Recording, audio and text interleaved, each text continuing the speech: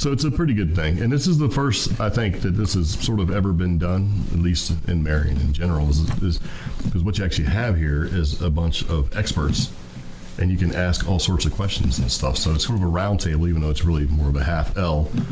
But it's a maybe in the future it'll be a round table, but we'll just pretend. So, and then once we get that sort of situation going on here and everything is live, then we'll be live. And the way it works is we have topics to talk about, but if you guys have questions and you want to ask the questions, ask the question. And then, one of us or all of us will answer, that kind of thing. So it's an open place. It's safe. You can ask any question you want. We should do some introductions. Yeah. So, who are you? Okay, so Omi over there is the moderator, and she's the moderator for and basically the co-host for the CreepGeeks podcast, which is what we do. And we came from New Mexico. We're actually from this area, sort of, basically in Black Mountain, right? And we went to New Mexico by way of Virginia. And we were out there for about 4 years, and we decided it's time to leave and come back here.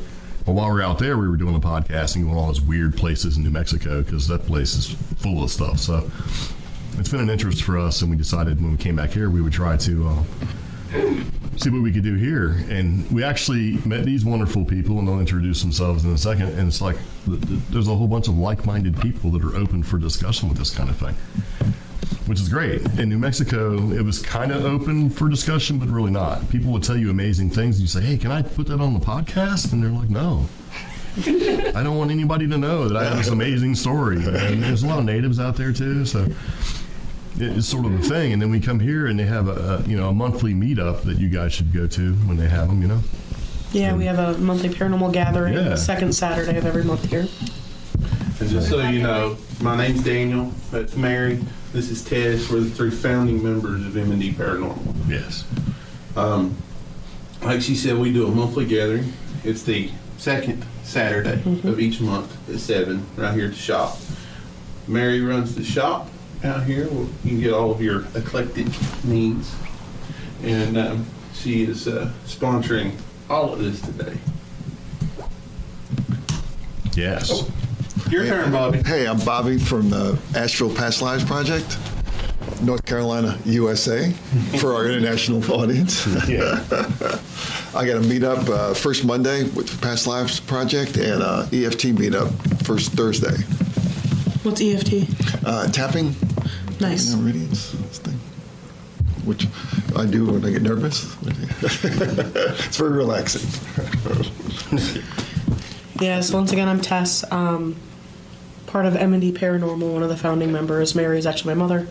I've had paranormal experiences of my own. I've done a lot of research in it since then, and then investigating with our team. And we actually have, some members that work at the shop. Jennifer comes out with us a lot too. She's awesome, paranormal paramedic over here. Yeah, tap that shoulder. But hopefully trying to expand and get more members and do more investigations, make them more public so that more people can be a part of them. We're really wanting to offer an experience versus kind of like a show and tell type of a thing. We think that's really important because everyone has their own experience. So. And I'd like to stress that we don't, there's no charge to do monthly meetings here. You come in and there's nothing. It's free to the public. That's going to be so we would like to keep it that way. Same thing. Internet sees. I'm Jennifer. Sort of been tagged the paranormal paramedic. I've been a paramedic for quite a few years now. Have been interested in the paranormal. Pretty much grew up hearing ghost stories from my family. Got into investigating a few years ago with a different team when M&D came to town. Kind of stumbled onto an investigation and have been a part of them ever since. So I look at a lot of the emotional and physical things that can potentially cause things to be misconstrued as paranormal sometimes. And I'm Philip. My background is primarily in occult research and studies. I also spent over half a decade living in China and traveling Asia, so I have a background in alternative health and medicine, as well as archaeology and a bunch of other stuff. dubbed the name Phil. There's so much there. It's a good alias. Yeah. It almost sounds like a name you would give a Android. Right. Feel. Are you an Android? Don't give me away. When the CreepGeeks in charge of design. Yeah. Phil. Jennifer got lucky. Yeah, definitely. Okay, so we live, right? We are live. What is the link? I am sharing that right now. So Very nice. Are you sharing it to... I am sharing it. If you guys go to Facebook, and you can go to either the CreepGeeks podcast, or where else you sharing it? I've shared it on Twitter, YouTube, Facebook groups. Well, they need to know where to get it from if they want to watch. You can go to the CreepGeeks podcast Facebook fan page. You just go type CreepGeeks podcast up at the top in the search bar, and it's the first post. You can also go onto YouTube and type CreepGeeks and you'll find the live stream. Yes, and you can see yourselves because you're all on there. We do want to remind everybody, it is being recorded. This is a live event. We have quite a few guests online right now. So I'm not saying don't get lively or passionate about your questions, just, don't embarrass yourselves. Yeah, leave that to the experts sitting right here. That's what we do. And again, it is interactive, so please interact. All of our gatherings, we like that format. We like the give and take, question and answer, because we learn from y'all as much as y'all learn from us. We Yes. love to hear stories. We love to tell stories. Cool. You guys look good on camera. Except for you, Daniel. You don't.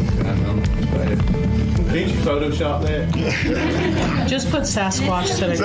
Just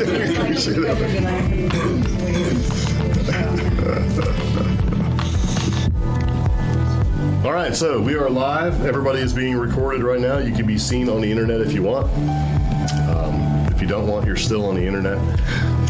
It kind of is what it is. This is sort of the live stream thing. So there's no commercials or anything like that. I run all this stuff from the background so that people watching can see different things happen. But for the most part, it is what it is. So who wants to get started? Hello. Hello. Who wants to get started? Who wants to go first? I think we should start with Phil. Oh, thrown to the wolves, Phil. Sure, we got. There you go. All right, so we have questions written down, but is there anything you want to ask Mr. Phil about alternative medicine? What? Do you have a question? We have one quick question I'll ask the audience. Uh-oh. And You ready, Phil? for anyone, not just Phil, if anyone would like to contribute. Now, is there any way to tell if you are seeing something from the past or an event that hasn't yet happened? Bobby. No. What, I don't. Actually, a better Bucky question for me. I'm going to defer to. That's a great question. I've never thought of that. If it's something that hasn't happened yet. Wow. Like he may have been the only one that had seen, Yeah. on the road and had seen something. Right. His wife had not seen anything, but he had seen it, and it came in midstream and left in mid. So it was something, but it's a hard catch on what it was. Residual came to mind, but That's exactly what I was thinking too, is something possibly residual. Can you ask the question again, Omi?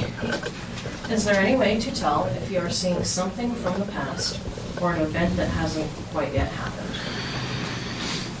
I would say you probably couldn't. You'd have to know what the event was to know that it was in the past. That's assuming there's a difference between a future event and a past event.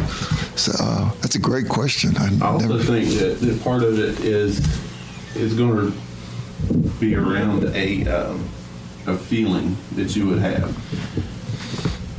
Like, does the event feel familiar, or does it not feel familiar? And I would also kind of build off that. If the event feels unfamiliar or does feel familiar, see if you can find what I would call mental or psychological landmarks. So try to find psychological landmarks or things that may or may not be familiar. Does it look like winter? Does it look like fall? Do you see something that you would normally only see on a Monday or a Tuesday? Try to build those types of landmarks psychologically and see if you, from there, you should be able to determine whether or not it's a current event or a past event or something that might be something in the future. You guys ever had any experience like that? I asked the question, what it was, I was driving by a home. A gentleman came in mid-stride, took about 4 steps, turned to go towards the actual steps going to the home, and just vanished, I think. But the thing was, is he was wearing a red and black plaid shirt, glasses, dark hair, mustache, really from below the knees down wasn't really anything except to tell he was taking a stride. So it's because of the clothing, it was so modern, but yet, it's not. Could have been somebody that maybe had died recently in the area. Or could it be something in the future, right? Right. See, that's the tough thing, because when you see stuff like that, it's like when you look at clothing and that sort of thing. There's so many styles. I've noticed this recently where the clothes that you wore in the 70s are kind of coming back, and the clothes that are modern now, it sort of takes that sort of vintage look. So it'd be hard to tell if they were from the 50s. Because like a company like Filson, they actually sell their stuff that they've had, and it looks the same from like the 40s all the way through. It would be hard to tell. Footwear, though, usually gives things away. And it seems like whenever you see that sort of thing, you never see feet. You know what I mean? They're always like chest is like below the knees, it faded out. Is this an experience that you've had multiple times or just once? Just one time.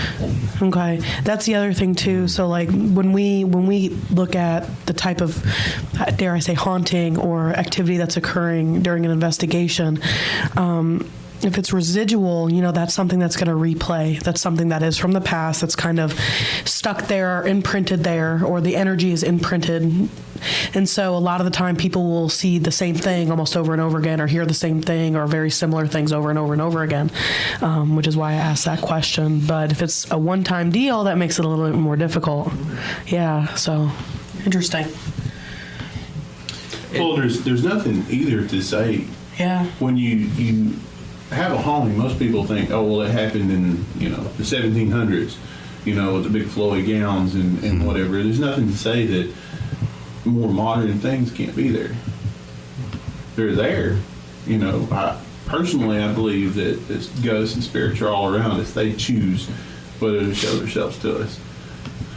And it could have just been something, too, that it could have been a vision for you. It may not have been a haunting. It's really hard to say with just one time. I'm sorry, Phil, go ahead. I was going to say something similar. Asking the question of past or future is assuming that time is linear. So it begs the question of whether or not you're on a timeline, or if time is something that we don't really understand. You get into different dimensions, and then of course personal visions. It's kind of hard to, without feeling into it yourself, it's kind of hard to put a label on it. But to answer your question, it could easily be something, somebody recently passed and just happened to be there at the right time. Very nice. And we went right to the time rabbit hole within, 15 minutes? There it is. Especially, sir, if you subscribe to the theory that time all happens at the same time, that everything is happening at the same time. It's just what part of the reality you're in that you actually experience. Because really, if you look at time, it was, from what I understand, humans that put into play time and had to make time exist. It didn't exist before we figured it out. We constructed the experience of It's like time. we made it, and you ever met somebody that just doesn't really care at all about time? They're just doing their own thing. It must be nice. test. Yes. I wasn't gonna say anything.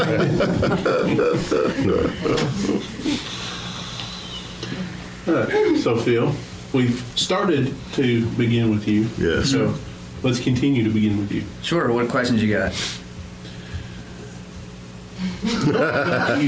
What started you on the path that you went on? Because it seems like it's a very varied path.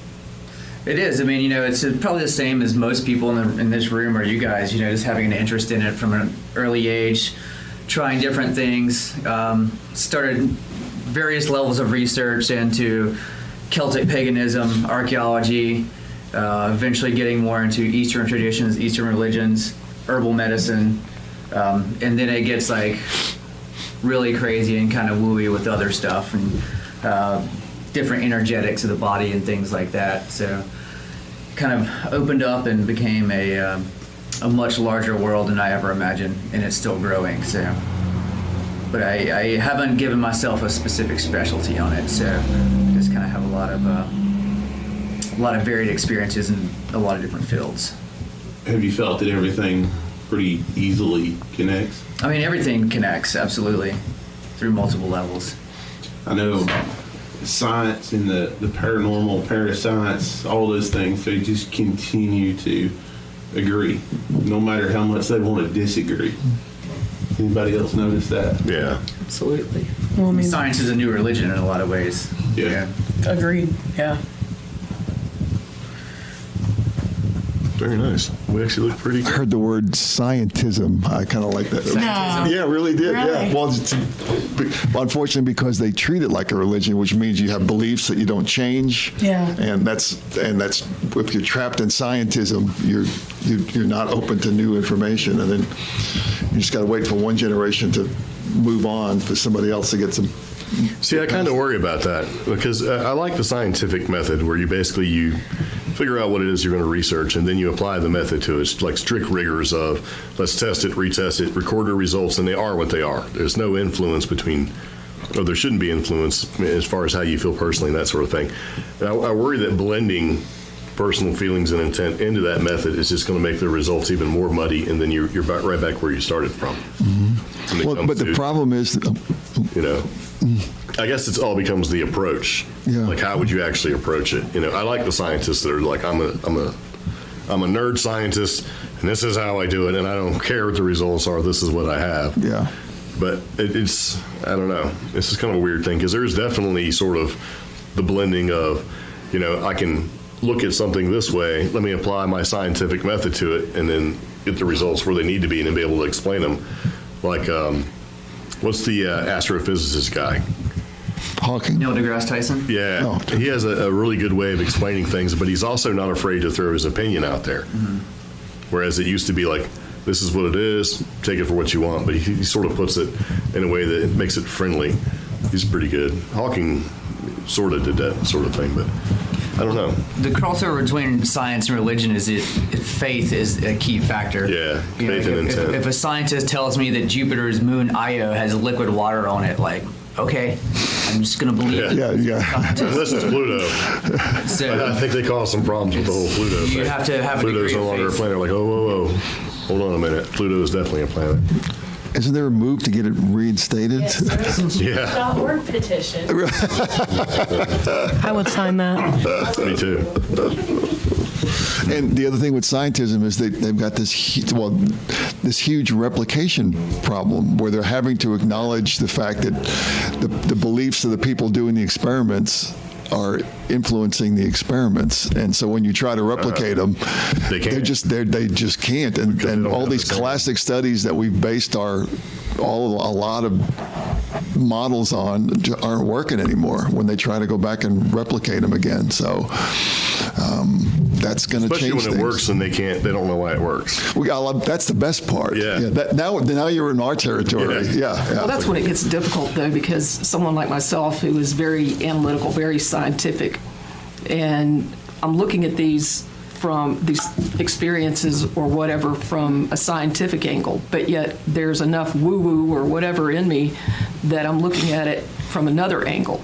And it kind of clashes with each other, and it's takes a little, a little hard work to try to bring those two things together and understand and appreciate it and accept it.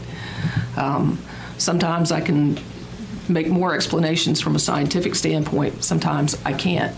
And those are the things that fascinate me the most, is the ones that I can't explain scientifically. See, I'm kind of in the same boat as you, because I look at it, I kind of want to believe, but I have to be able to say, okay, I can't explain this, whatever it is. Or, it has to hit that little spot where you go, oh, what is that? Yeah, exactly. And then when you can't explain it, then you're like, okay, there's obviously something that I don't understand. So I won't just discount things and throw them away. It's like, I don't understand. It doesn't mean it doesn't exist. Right. Well, how do you separate a scientific fact from a personal experience when they don't agree?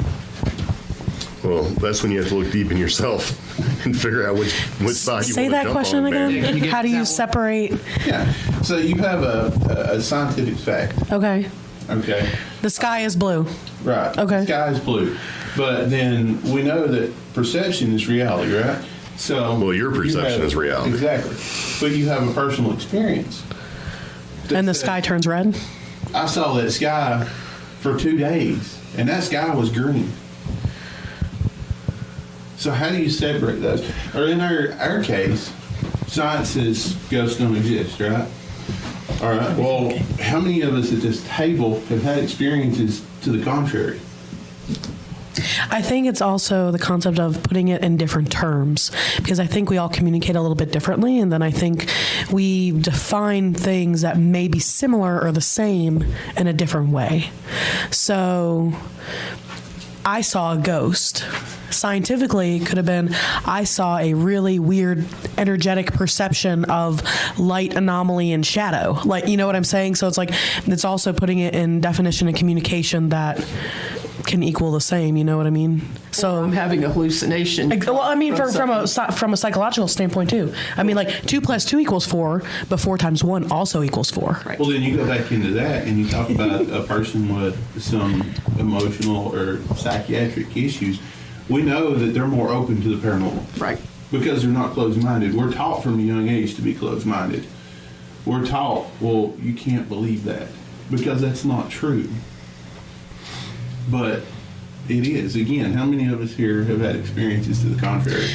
But also being very, very careful with that statement of I know, because we do know that a lot of people do have psychiatric diagnoses such as schizophrenia and schizoaffective disorder, or even bipolar. When you become into a manic state, they can produce hallucinations, auditory, whatever.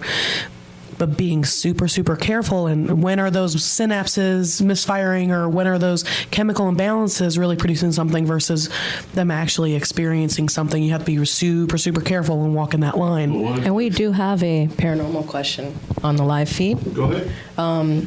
This is from Prospero, and he says he has this incident. His grandparents gave his mom 2 paintings of dogs, which he still has. And every time he walks past the paintings, he gets this flash, just this very quick flash of a room with the painter and both the dogs. So he described the room, because it kept happening, kept getting that flash. So he describes the room to his mom, and she said it exactly matched a room in his great-grandparents' first house, and matched the 2 dogs, and his grandfather and his great-uncle, basically the room they had as boys. So, but it's every time he walks past those paintings. I kind of tried to chip in and say maybe a residual artifact of some sort. Like it just has that much energy and intent from the painter. But what would you guys say? Well, I would go with a little further with what you were saying, is especially with art, something that you put a lot of effort and intent into, you're leaving that residual energy in there. And me, if I could paint and I painted my dogs, there would be a lot of love there. Yeah. And it would stay there. And it would probably project. I'd say that's a great artist. He really did. He talk about capturing something. He captured it so much so that you see the room he was in, not just the person he's painting. But the idea is that he's seeing a room in his grandparents' house, right? Like, so he's Never been in. So my question to him would be, what kind of feelings does he get when he kind of has those memories about his grandparents and kind of the experience he's had in that home? What kind of feelings do those bring up? Is it negative? Is it positive? You know, what kind of energy did that artist put in the painting? Were they negative? Were they positive? So could it be kind of his own mind creating a story behind it with the energy that the artist has given, right? That's a good question. So we'll ask him. Interesting. Anyway, That's one of the bad things is questions. Read more questions. that's correct. That's the problem with this whole thing. With everything, whether it's UFO, cryptids, whatever, it's like your question leads to more questions. And then when you think you have an answer, the next question throws everything out of whack. And so it's like you're chasing your tail with all of this stuff. At the end of the day, it just becomes, what do you actually believe or what do you feel to be true? And does it work for you? Does it scare the hell out of you? Or is it a nice warm feeling, or in what you do with it, you know? And that's where the research and knowledge comes in there when you look at something that's really scared you and then you try to understand it a little bit better, and then it becomes less scary later on. Because I couldn't imagine going through thinking that everything that we do and everything that we know right now, that's it. You know, like there is nothing else. There is like, you know, there's no Bigfoots. There's it doesn't make sense to me to think that it is what it is. Like it used to be, you know, we're the only thing in the universe and that's it. And now they're like, wait a minute, you know, there's thousands and more than thousands of Earth-like planets out there. So I just kind of think it's sort of arrogant that we think that we're the only ones. There's so much stuff we don't even know. We find stuff all the time, like even with science, and they're going through the Amazon jungle, they found like new lizards and all sorts of crazy stuff. So Well, they just found Tortoise or turtles or Yeah, they just found a Giant bee. giant bee. Yeah. Oh, yeah. It's It's thought like- to be extinct. it's like this big, man. Really? Is it? Can you How'd you imagine miss stuff that? on it? Yeah, it's like, And there's reports of the Tasmanian devil yeah. coming back. Yeah, they actually got him on camera a couple different times. But what the deal is with that is that they said, from the scientific standpoint, they don't have enough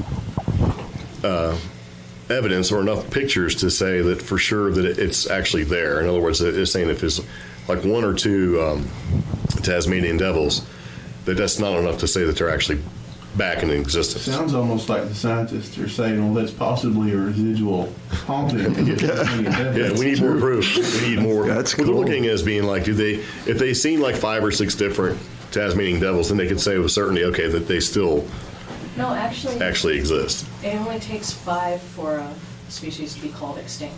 And in some species, Yeah. it's less than 30. So if Oh, they wow. found 5 of them, they're extinct. Microphone, please. You know what? Nobody can hear you. Well, not that long ago, electricity, humans didn't really know that electricity was a thing. So It would have been it magic. makes you wonder what energy Oh, it's still you have magic. to harness. Yeah. You know, what's the next thing? Electricity, and then flying. Humans can fly now. That wasn't what Hey, you thought man, of, we so don't even have the flying cars yet. What's the next one? Where's my hoverboard? I want from a flying car. I think it's just going to skip that sort of thing altogether. And that opens a whole other door, if I can nerd out for a minute, because then you get into like the Egyptian pyramids and how Yeah. they painted the inside of the pyramids, but there's no burn marks. So they didn't have torches, but they didn't have electricity, so they light up the inside of the pyramids. Yeah. What's And that? then what's the one, Glowworm. Glower. the Baghdad battery? You guys ever heard of the Baghdad battery? Yeah. It's like they were creating electricity in ancient Iraq. What did they need electricity for? And it still held the charge. Yeah, it's like a chemical thing. Yeah. If you can use the acidity of fruit to light a light bulb, there's plenty of ways to create energy. And I'm sure we're not the first to discover it. And we have a correction. It's the Tasmanian wolf that is near or at extinction. Yeah, Tasmanian devils still running around out there. Right. Yeah. He said it was a positive feeling. That it was his great-grandparents' house that he'd never been in, and he'd only seen the outside of it once long after his great-grandparents passed away. That's awesome. So my crazy. kind of response to that would be, this artist who painted this picture with these dogs, how much positive energy was put into that to where he's kind of reflecting on that, picking up that energy and kind of creating this new positive story behind it. He may be a little bit of an empath. Yeah. True. Yeah. Can I? We have people here in the audience, and like I want to make sure that we offer the spot for you guys to ask questions instead of us just kind of up here awesomely discussing stuff. Yeah, and you don't just have jabbing to our walk up mouths. to the microphone. If you want, you can just shout your question Yeah. out. Does anyone else have questions? Paranormal, Not yet. otherwise, Speak. something that you feel. Something that you experienced Yeah. and maybe want some clarity on? I have a question about what you just said. Okay. You said, or he could be an empath. Mm-hmm. What would that have to do with it? How would that affect it? It would make you more sensitive to the energy that was put into that painting. Just simply put. The more sensitive you are, the more you pick up. So, we're assuming that artist put all of this energy, all this positivity into the painting, which I'm sure he did. I mean, it's of dogs, come on. I'm going to put positive energy in there. But we're assuming that he put all of that in there. It may not be that he put all of that in there. It might be that this gentleman is picking it up too. Because you need a transmitter, you need a receiver. So I've thought of empaths as people, live things, not Yeah. painting, which was Right. my question. Right. That makes The sense. painting would be the transmitter. Makes Yeah. sense. Yeah, and that actually kind of a topic that I like to talk about sometimes is the fact that I think there are a lot of inanimate objects that hold energy. When you look at different cultures and different religions and faith bases, a lot of them create altars, right? Altars that either hold energy or can create energy or help them harness certain energies to work with. And so that kind of falls in line with your question. So, and I don't mean like altars. It could also be like objects like special stones or crystals that your jewelry or whatever, that you may have that is special to you that is holding whatever energy or memory or something for you. I mean, wedding Even rings. heirlooms, even like family heirlooms, that kind of thing. Yeah. So, like, we used to have a picture a long time ago that was just every time I looked at it, you just get this just awful feeling. And it was like this family heirloom that had been passed through, and so I finally threw it away. But you ever had something like that? You just get the vibe off of you, like, I just don't like this. If you ever gone to a thrift store and picked something up, and you're like, I don't like it. You like it when you see it, and you pick it up, and you're like, oh, don't want it now. I think all of us have some degree of empathicness, if that's how you say that. Some people are just way more sensitive to it.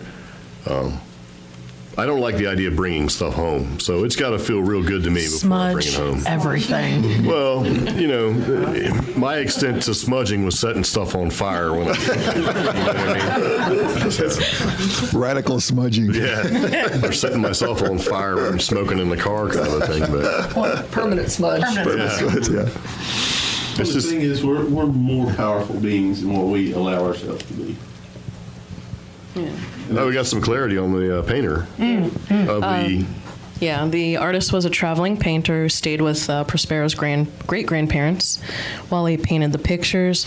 It was coming in that era for wealthy families to have paintings of their pets, so that was like in fashion right then. Okay, so that makes sense, because if you were a traveling painter, you would stay until the painting's done. So it's entirely possible that person may have been there for a month, months. Yeah. So, and he's just picking up on the energy that was there. And Awesome. That's an awesome story. Yeah. It's weird, though, because this painter, a lot of notable painters started to do that. Once there was a bigger middle class and a bigger upper class, they would stay with these people for months. Yeah. Portraits of the whole families or the dogs, stuff like that. They'd stay there. Like, all their food, all their needs were met just for these paintings. But this guy, he only signed his name, and it was his first name only, which was Charles. And so, I mean, to me, if you were just going to sign your name, just Charles, not like, Van Gogh or whatever. Cher. So really loved painting. One name, Beyonce. It must have been about the painting, not necessarily. It was about the work, not the person who did the work. Yeah. Yeah. So. That's cool. He must have been a good painter. Yeah. Prospero's from Canada, by the way, if you guys are wondering at all. I have a friend in Canada. I visited Canada once. I really enjoyed it. I got thrown out. Lots of bacon. Not that time I didn't get thrown out. You really mean ham. And vinegar on French fries. Yes. So. It's definitely a European thing. Canada's pretty cool. That's the first time I tried Tim Hortons donuts. Oh, yeah. Anybody that's close to one, feel free to send me some. I did have a question. Yes. So I know Phil has had a start in the occult. This is the Shop Eclectic. I know some of you have different backgrounds. What was the first occult book that you got your hands on? And what is the first occult book you should have got your hands on? You should probably clarify occult. Because some people think occult's all like demons and devils and stuff. It's just- 14 knowledge. now you have to clarify 14. No, I don't. That's a good question, actually. And I'm going to like self-incriminate myself here. The first book I ever bought was called The Book of Black Magic. Because of the title, of course. How old were you? How old was I? I think I was in high school. Oh, wow. Pretty That's weird. But the twist of it is the Book of Black Magic is actually a collection of medieval texts on ceremonial magic, which is coincidentally Christian magic, particularly Judeo-Christian magic, is the magic of King Solomon. Because King Solomon, the Bible, he was effectively a necromancer. He would summon the spirits of the dead, command them to do things.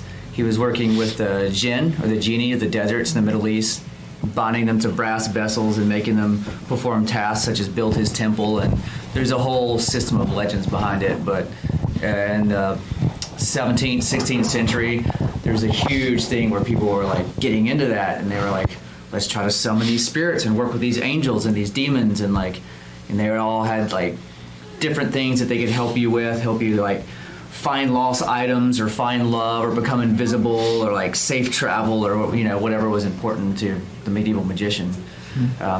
So that was when I first learned that it was a little different than what I might have imagined or what I thought it was. What should have been my first book? That's a good question. I'll have to think about that one. I don't know what should have been, but I know what was. Okay. And then anybody else? And we're not just Microphone. occult, but anything 14 or what got you into your field? Well, what got me into the field was pure personal experience. To be perfectly honest, I didn't pick up my first, we'll say, alternative book until I was in my late 20s. And it was actually one, if I remember correctly, it was on Wiki. Scott Cunningham or Ray Buckland? Oh, I don't know. I don't know. And there's what should have been the first. I don't know. I think most all of them are good to start with, as long as you have the knowledge base that it is a start. Yeah. And just because you read one book, you're not an expert. Okay. Anybody else? Nobody I reads. think you should start with whatever you feel drawn to, because eventually I moved into Celtic paganism, of which Wicca is just like one small little smidgen of it. But they're earth-based religions. So at the time, I was really into like herbal medicine, like different like potions and bottles and cool stuff like that. So I was drawn to that. Spent a lot of time studying and practicing that. So, and then it shifted later. But whatever you feel drawn to is the right path for you. Yeah. I believe strongly in intuition. For me, it's outdoors. It's the mountains. It's the forest. I love water, even though I can't swim. And the nighttime. That's what I love. That's what I'm drawn to. Now I have a friend that's complete opposite. It's all water and sun. So you're right. It's intuition. And there's a huge misconception on when you say the occult or something like that. Like Greg was saying, people think that's all negative and dark and devil worshiping and stuff. There's a huge misconception on what these things are. Like here at the shop, we're not faith-centric. We carry a little something from every faith, something for everybody. But the important thing is the intent behind what you do, is what it really boils down to. You be a good person, you have a clear intent and a positive nature. That's what you want. I loved that. We need to write that down somewhere. That was wonderful. Bobby's got. Gee, if we only recorded this. Hey. If it was only recorded. And That was good. Yes. That's a t-shirt. What Phil was talking about was, I just lost the word. My mind completely went blank. That's all you got. Ceremonial magic. Yeah, that was it for the day. Ceremonial magic. It's all intent. It doesn't matter where it's coming from, what faith base, what religion, or if you're making it up. Which is totally okay if you're making it up, by the way. It's the intent. It's what you put into it. That's the important thing. Sorry, tangent.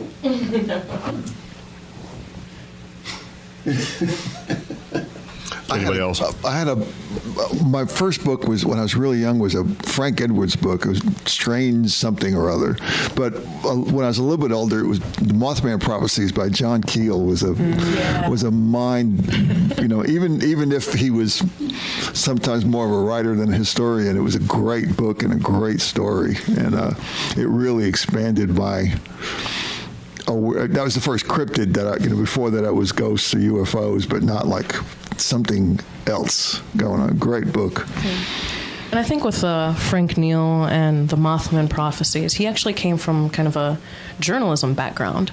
Yeah. So it's interesting how his writing style has kind of influenced what we're doing, in modern times. We write these books from more of a journalist perspective as opposed to a historian or researcher. So we'll throw the facts out there, but we don't really fact check like we used to. So that's why I asked about, which book would you start with type thing. That's what Google's for, right? Yes, and Wikipedia. See, that brings up a good point.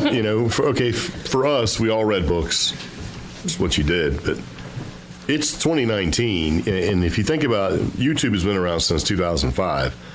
I mean, I don't think probably most people these days would necessarily pick up a certain book or another. I mean, especially when you get YouTube, watch a video, see somebody else's opinion, see a documentary, it's all right there.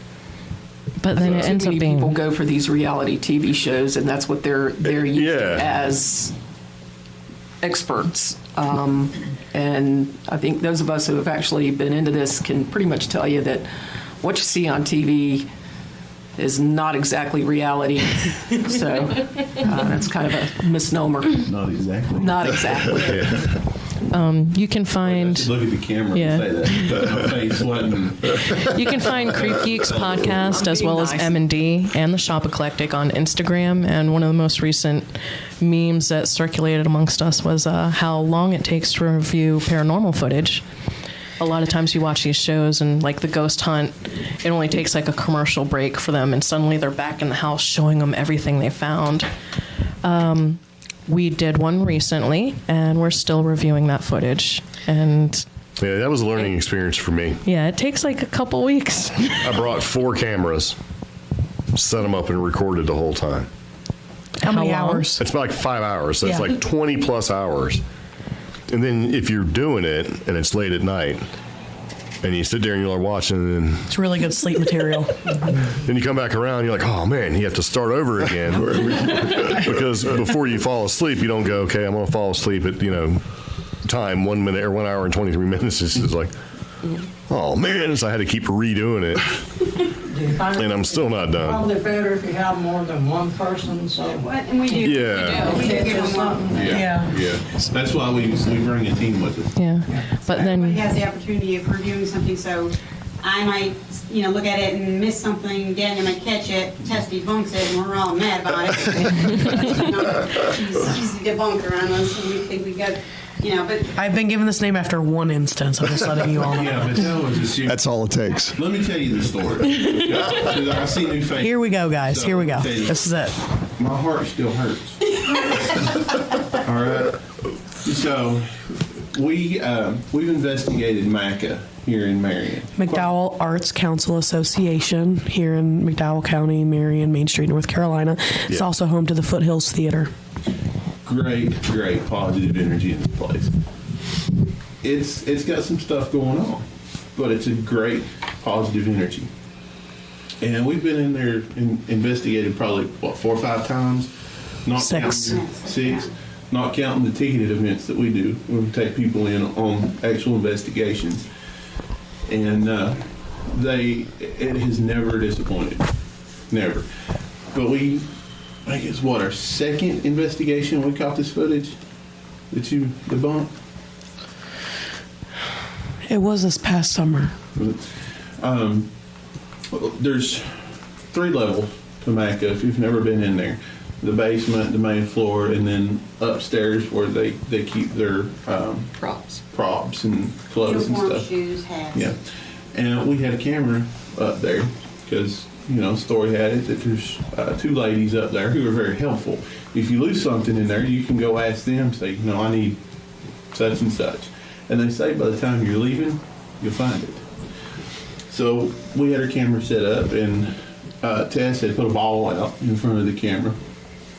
And this camera is facing down kind of a long walkway with clothing racks on either side of it. So you're seeing like kind of the wood floor and the clothing racks on either side and the ball at the very, very end. Mm-hmm. And, we were hoping to get the ball moving is what we were hoping for, just something that they could show us.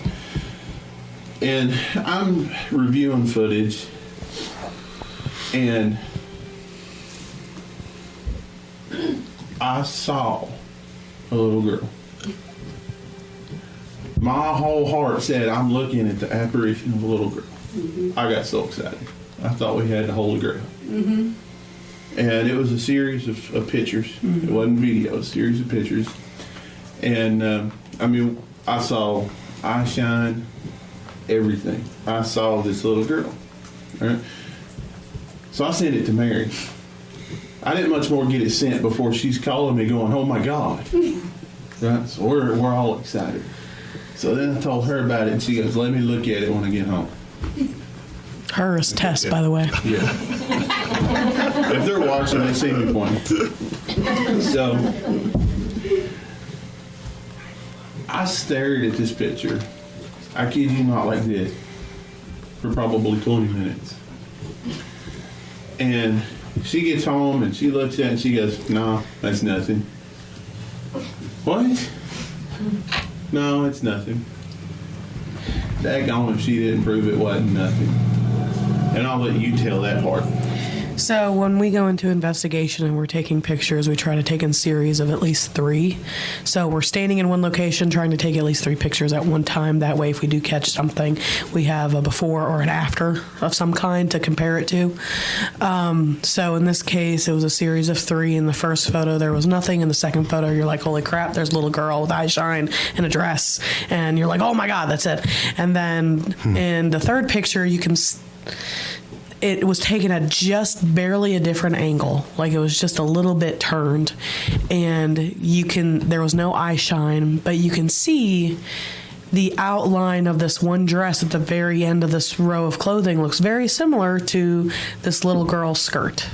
And then you can see like the sleeve of this one other piece of clothing looks very, very similar to the arm-ish area and shoulder of the little girl before. And just kind of comparing the two and overlapping and then taking the ball into effect, because when you, in the second photo, you couldn't see the ball. In the third photo, you could barely see the ball. And just after kind of like heavy review of it, you can compare the two and it's like, no, it's just clothing and shadow and the way, there was sequence on this one piece of clothing and that's what made the eye shine. We just happened to catch the photo at the right time. Now, why I love, when Daniel tells the story and when we kind of review this piece of evidence is we could have passed that off as an apparition. Mm-hmm. We are not here to pass this off to anybody. We want to make sure that anything we put out, we have all laid eyes on, we have all tried to debunk. We have went back to the location and tried to debunk.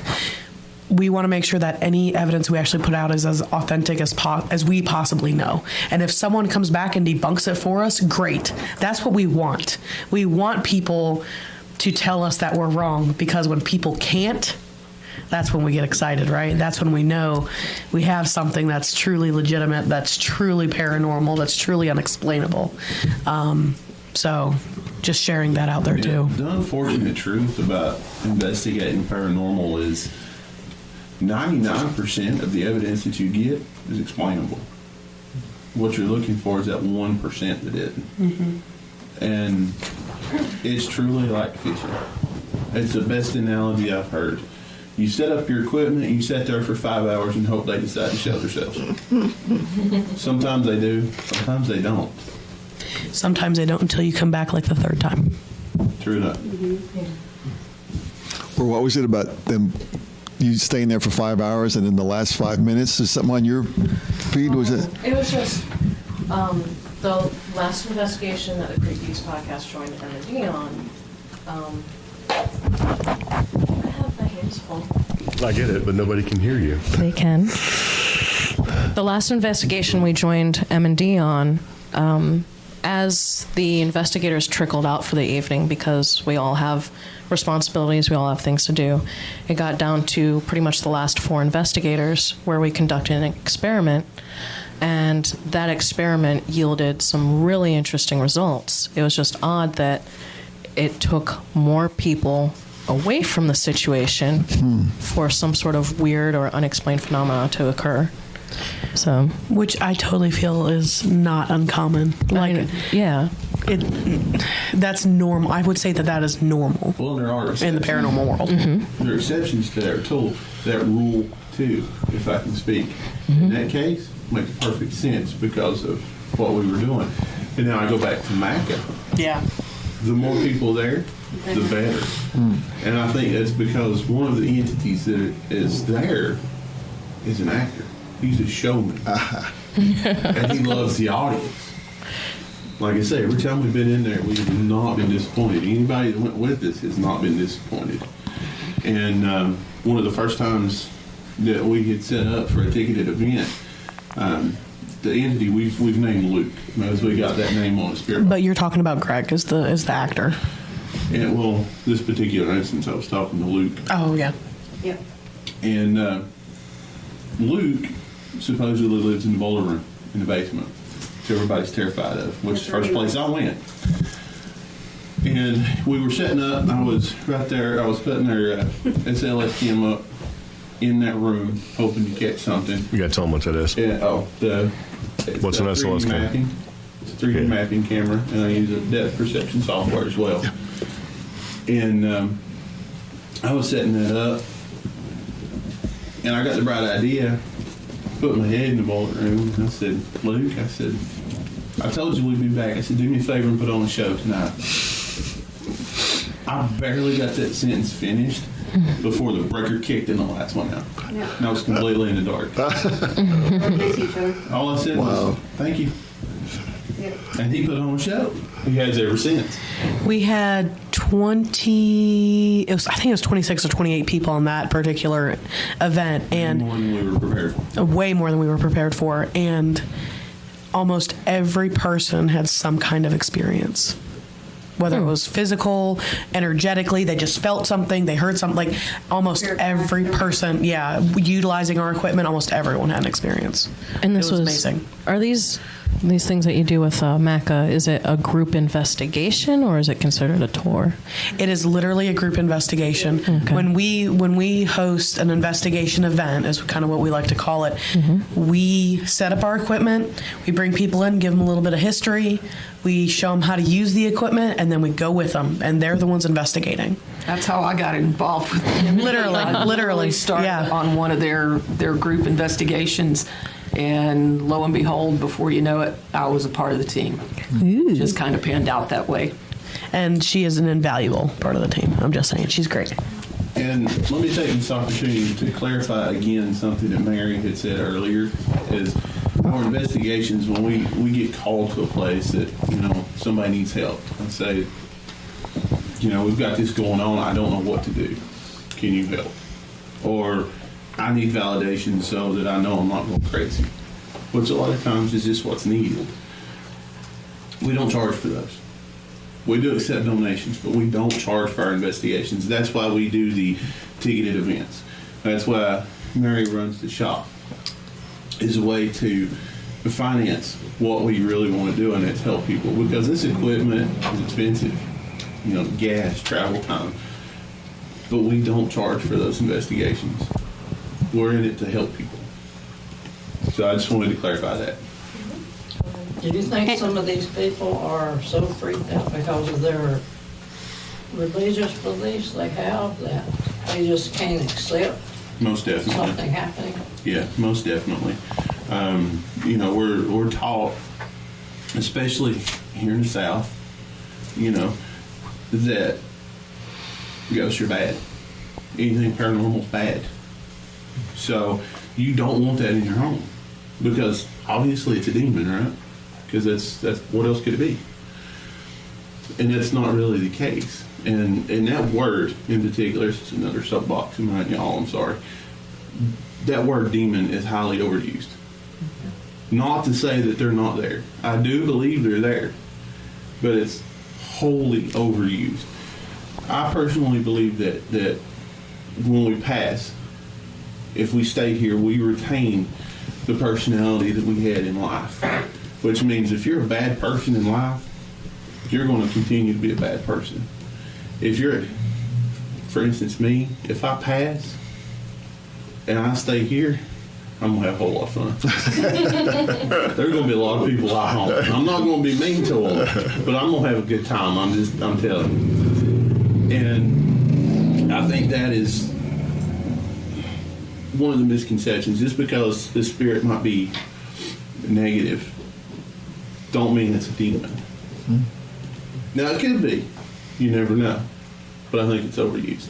And yeah, definitely because of religious beliefs and personal beliefs. You know, you might grow up with a parent. My mom was very open. My dad was pragmatic. If it didn't affect his daily life, it just didn't matter. It didn't mean it wasn't real. It just didn't matter. But you may have parents with personal beliefs. You don't want to mess with that. Mm-hmm. That's bad. Mm-hmm. So then that's going to carry over. Not just necessarily religious beliefs, but they do both pan out that way. And there's another question the paramedic lady brought up that I don't know your personal experience, but why do these shows always perceive or put out the thing that if you have a shadow figure, it's inherently bad and it's evil? Because I've not experienced that. I've had one for about 2.5 years, and it's sometimes been comical, some of the things. It makes for good TV when they do that. I think that's a lot of I've it. never seen it, but it's always painted. If you have a shadow figure, it's evil, you gotta get rid of it. So, just kind of in our research and experience with shadow people, there's 100 different theories. There's a bajillion different theories out there, but inherently, shadow people are related to negative entities because there are things such as the Hat Man. That's one particular type of shadow person that a lot of people see that as negative. There's also, you can have like the creepy granny or the succubus or the old hag that can be perceived as another type of shadow person. There's even shadow animals. Shadow animals, yeah, and so it is very overused. And I've had instances too where they, we've gone out to investigation and the client has been seeing shadow like people, but they're small, almost like child size, but they're not doing anything. They're just like, they just see them out of the corner of the eye, or they're not necessarily negative. They're it's like a catch-all descriptor for it, because Greg and I had a shadow person and he was wonderful. And like this gentleman said here with the dog, I had a last spring for about a 3-month period in my hallway, 2 small shadow, about maybe the size of a 8 or 10 pound dog. My youngest son also saw them all the time, and he said, "They're dogs, Dad." Yeah. They would be in the hallway around their feet. Mm-hmm. Yeah. They never would go past the hallway. I don't know if it's because the room got lighter. Is there a problem with shied away from daylight and The shadow people and shadow things typically need shadows. So if it's super brightly lit, you rarely ever see them. And plus, you always see, if you do see them, typically it's out of your periphery. And the brighter light you have, the more you can see in your periphery, so less peripheral vision you actually have. in my peripheral. It's like right there. From like the living room down the hallway. Mm-hmm. But if I turn quick enough, instead of having the fluid motion, it would be like a flicker. Yeah. Like it was jerking. That's something you don't hear much. Yeah. Yeah. That's pretty cool. Something else too, you think that shadows, well, think about movies that you've read. Think about books that you've read. Everything bad is a shadow, right? Everything bad hides in the shadows, right? So it's a natural progression. If it's a shadow being, then Culturally and socially, yeah. That's why I wish these TV programs wouldn't Yeah. keep that up, because Yeah. Well, there's a lot of things that legitimate investigators with TV shows wouldn't do, but unfortunately it sells. yeah. Well, I've got a question. Whenever you're at a house and you've determined there is something there, what happens after you leave? Does the house then, do you recommend a cleansing? Do you, That depends on the is person. it the person? Can I let Mom answer this question? No. So. She's like, No, thank you. So before we even start an investigation, one of the questions that we ask is, why do you want us here? So is it, and sometimes, a lot of the time it tends to go a little bit different way than what they say us, or what they tell us, but are you scared? Do you want to find an answer? A more recent investigation, it was, I want to figure out what happened to my father, type of a situation. So it was like, so we get, well, does it scare you? Do you want, so we always start with that. We always have a discussion, because one of our actual pieces of paperwork that we have people go in and sign, like when we're doing liability waivers and everything, is expectations, right? There's no guarantee that we're actually going to find anything. And there's no guarantee that we're not going to find the holy grail of paranormal experiences. But, if we do find something and you are legitimately afraid, we will do everything we can to support you in finding a way to lessen that fear, or to make you feel more comfortable, or to give you the opportunity to experience something that may help. So we do offer cleansings and smudgings. We do support people in finding, if it's a priest to come bless the home. We're gonna do what makes the client feel most comfortable. And then we've been in situations where they didn't want us to do anything at all. They just wanted to have the experience.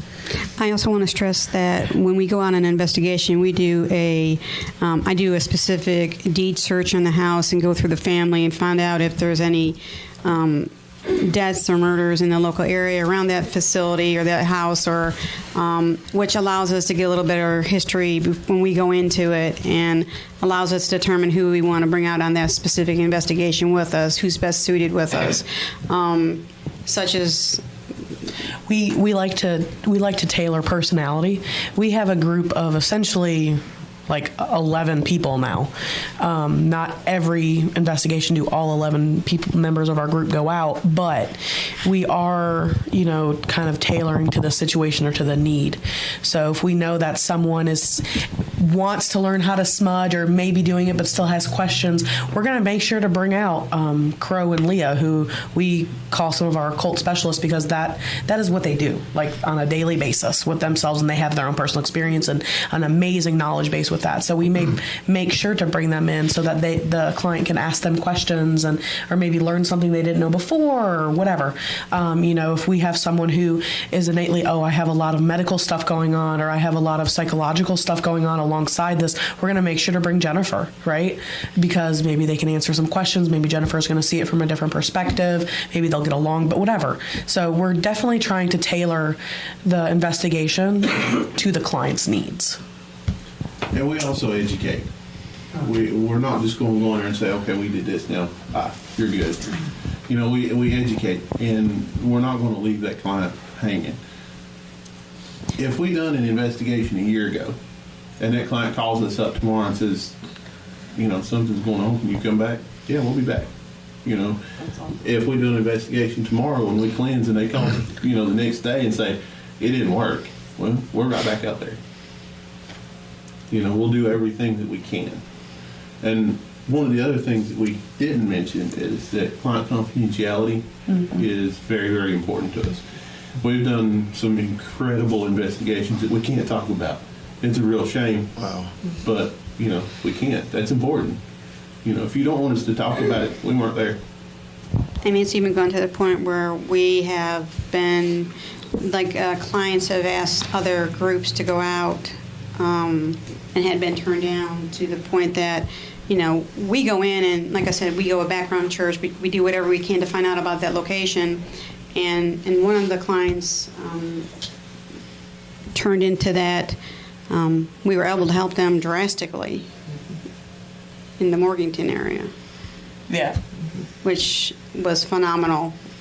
You know, so somebody came in, didn't think it was for real, but we come in full force with our knowledge in it, and you know, worked with them and handled the situation to the point where everything's great now.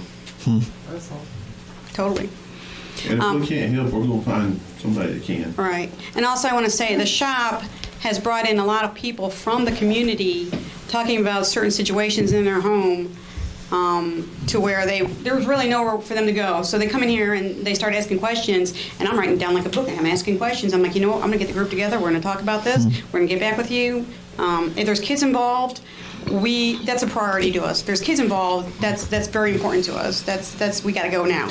Well, because we understand that a paranormal experience to almost any capacity can be somewhat traumatic.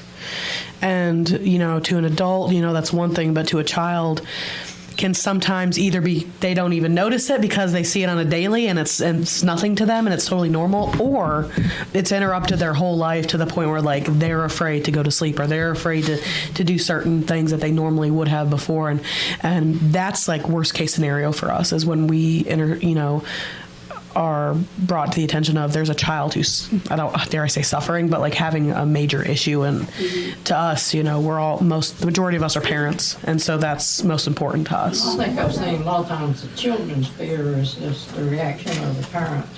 Oh, correct. Exactly. Oh, yeah. And we have too. We have too, 100 times over. And My children see things sometimes on me, but it's like, it's not a big deal. Dad, man won't leave me alone now. He wants me to play. Wow. And Yeah. he keeps tickling my feet. And Yeah. I was like, well, tell him. Yeah, that's not at all creepy. That's not at all creepy. I just don't want to tell him that you need to sleep. Yeah. Tell them to quit. Yeah. Yeah. And they got to mean it. 9 times out of 10, it works. Yeah, that's how you make the boogeyman go away. You got to tell them to stop. Yeah. I had an experience when I was little. I never saw anything in my home actually as being harmful, so I didn't want to be to him because I actually, in my heart, believe it was actually the person that built the home and lived there before I did. But that was the perfect. I just want to validate that because that's exactly what I would have recommended to someone else with that in that same scenario. That's what I have to do with my own daughter. So yeah. I also want to stress to the point that some of the adults that come in here are so drastically taken back by what they're going through to the point that they're in here crying to me when they come in here, and I'm like, listen, I got your back. I believe it. You know, let me get as much information. Like I said, we go out on it, and the outcomes are always phenomenal based upon the group of people that we have here today. And that's part of what we do with our monthly gatherings as well. Is we give people a safe place to talk. These experiences, it doesn't matter whether it's ghosts or cryptid or UFO or anything paranormal under that umbrella paranormal, it can all leave a person with a sense of almost like PTSD. It can be wholly traumatic. I myself have dealt with some nasty stuff over the years. I've bled twice because of something unseen that attacked me. I've dealt with the old HAG and sleep paralysis. The old HAG syndrome. You can research that. It's everywhere. It's nasty stuff. But those experiences for me turned out to be a positive because it led me to where I'm at now. It gave me a knowledge base and a security to actually help people that are going through that same stuff. I was lucky enough not to come off with that PTSD syndrome. So that's part of what we want to do, because you can't, like you were talking about earlier, your faith base, it can stop you from talking about these experiences. And then what? You hold it in and let it fester, Well, I've had people that's actually seen it with me, and it's like, well, I'm not saying it is, I'm not saying it's not. Right. I just don't want to talk about it. Yeah. And that's not just with the paranormal, though, because I've seen things in the Southwest that may have been some sort of cryptid or something specific to the Southwest. And the people I'm with just refuse to acknowledge it. Yeah. And it goes back to faith-based. Some of those people, their native beliefs are, if you acknowledge it, it gives it more power. Or it gives you power, it gives the creature power over you. And while it grates my nerves because I want that validation that somebody else just saw something or experienced something with me, I still kind of have to respect their belief base, because what if that's true? What if we both just saw a skinwalker and now she acknowledges that and now there's skinwalker's going to haunt her? That's terrifying. Now, do they see that the way a lot of people see spirits, as forming an attachment? Yes. And if they acknowledge it. Yep. And that's, again, that's with paranormal or cryptid. It seems that from a psychological standpoint, the acknowledgement of something out of place allows it to attach itself or manifest upon you in some way. So some of us can take that lightly, like how you're describing your home situation. And some people in some cultures specifically take it as some sort of omen or some sort of warning. And you just have to accept those people, I guess. All right, shifting gears here. Yeah. Going to go around the table. Favorite cryptid? We're going to start with Phil. Going around the table. Okay. His favorite cryptid is he has no copping out. Phil is his favorite cryptid. He's like, my favorite cryptid is me. I am Phil. Favorite cryptid? Honestly, I'm not into cryptids. You don't have to be into one, but if you had to pick one. Sure, Bigfoot. Just because. You could pick a Pokemon character if you want, because they kind of remind me of cryptids. All right, so Sasquatch. Sure. What about you? Okay, so. Oh, come on. I know. Spring. I can't. I don't know. You got to have a cryptid that you like. We all got our favorite cryptids. I mean, I really like giant squid, but they're an actual thing, so. That's true. Architeuthis. Like. They didn't used to be. I know. They didn't used to be. Yeah. All right, so we're going to go with giant squid. Bobby? Great, I have to top that. Yeah. Is a skinwalker a cryptid? No. Kind of. Could be. Skinwalker's kind of weird because it basically divides amongst a couple different things. Magic, right? And then basically you're moving into the cryptid / nature / so I guess we're going to let you have that one. Which is exactly why I like it. Yeah. So it's like a little woo-woo with a little bit of scary stuff. It's me in a nutshell. Yeah. That was really creepy in my ear. I just want you to know that. Yes. I'm going to go with little Squatchy Boy. Squatchy. That's Squatchy Boy? Yeah. All right. That's the Marion version of the. That's actually. Is it really? I'm from the eastern Tennessee. They call them Squatchy Boys? Yeah. We call everything. They're called boogers. See, I've heard that, like wood booger and all that. Yeah, boogers. Which I think is just inappropriate. That's just gross. And Greg, what's yours? Thunderbird. Oh, excellent. Yeah, you like that? Because, see, a Thunderbird, I think, has the possibility of being real. Because what is a Thunderbird? It's a big bird. And I'm not talking about like the Native American rock version, which is like a flying pterodactyl or something like that. You got to say pterodactyl, right? It's actually like a big thunderbird, maybe a 20-foot wingspan. Falcon. It's just a giant bird.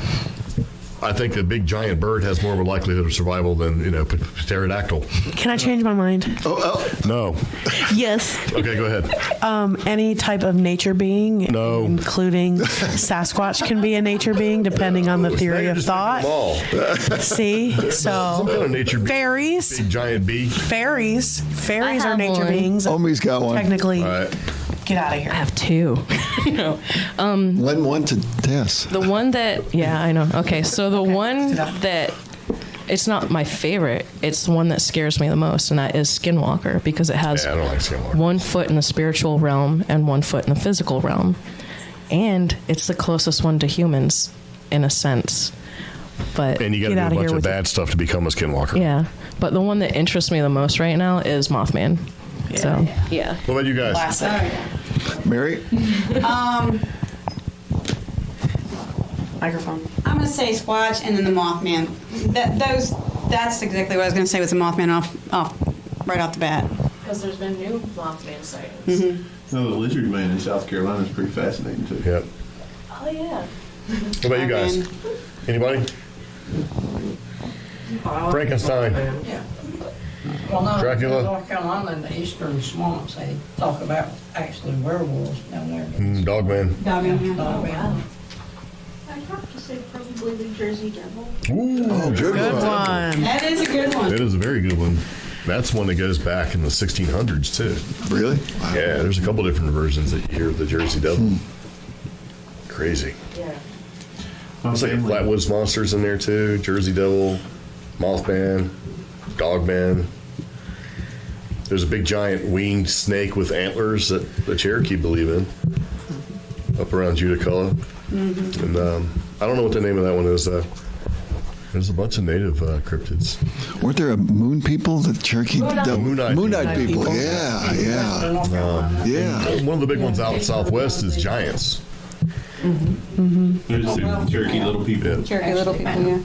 Right now, the Lake Ore area is real heavy into the little people and the fairies. Yeah. Yeah. Yeah. That's what we're talking about. It does not look like I have a mullet. In the comments, it's like your headphone looks like you have a mullet. First off, I was going to let Smile you when you say know. that, buddy. We won't tell Party them in the back. Camaro sitting inside your house. So I can make it look even more like a mullet. Party in the back. So I have a question for the CreepGeeks. What? What? So, considering It does look like a mullet. Hold on. I got enough things to worry about. So considering where you all lived most recently, did you Yes. ever come in contact with El Chupacabra? No, not the goat sucker. You.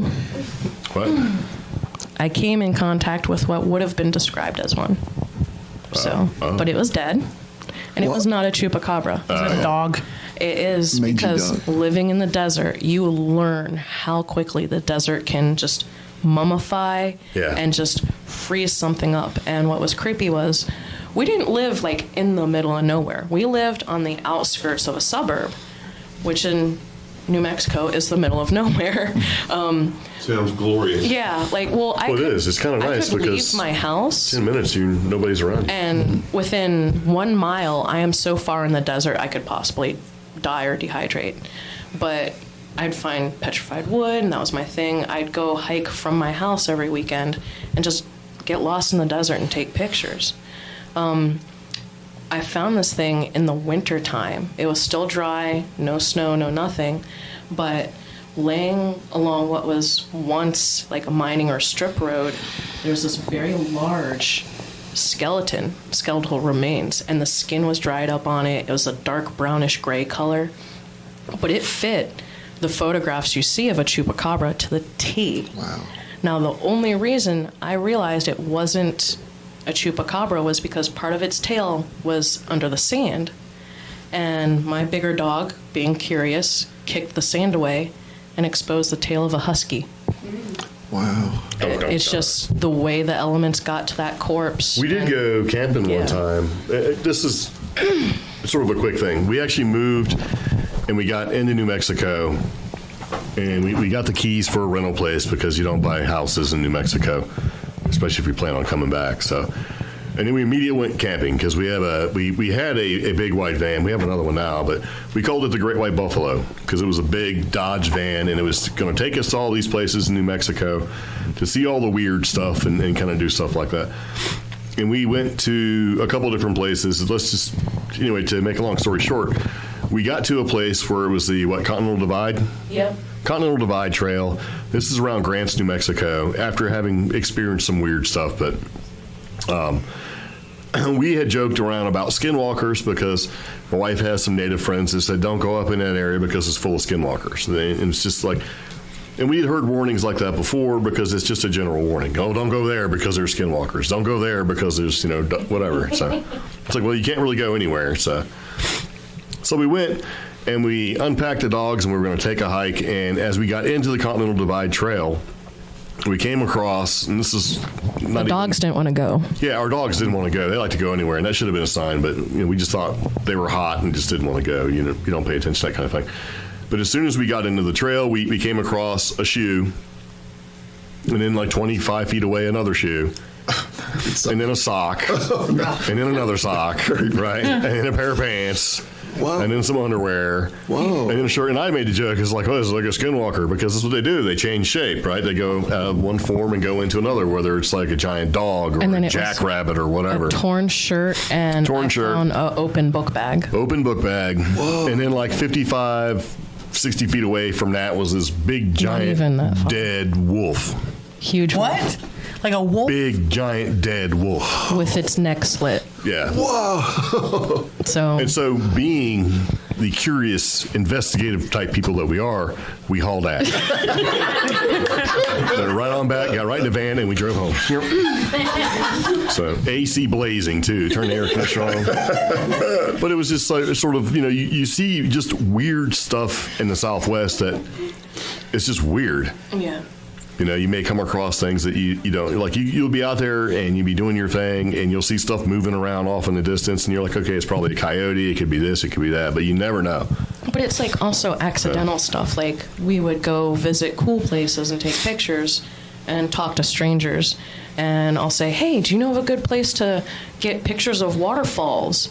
A friend told me about Jimenez waterfalls. Yeah. And people would just out of nowhere, that's where they drop bodies and you see ghosts.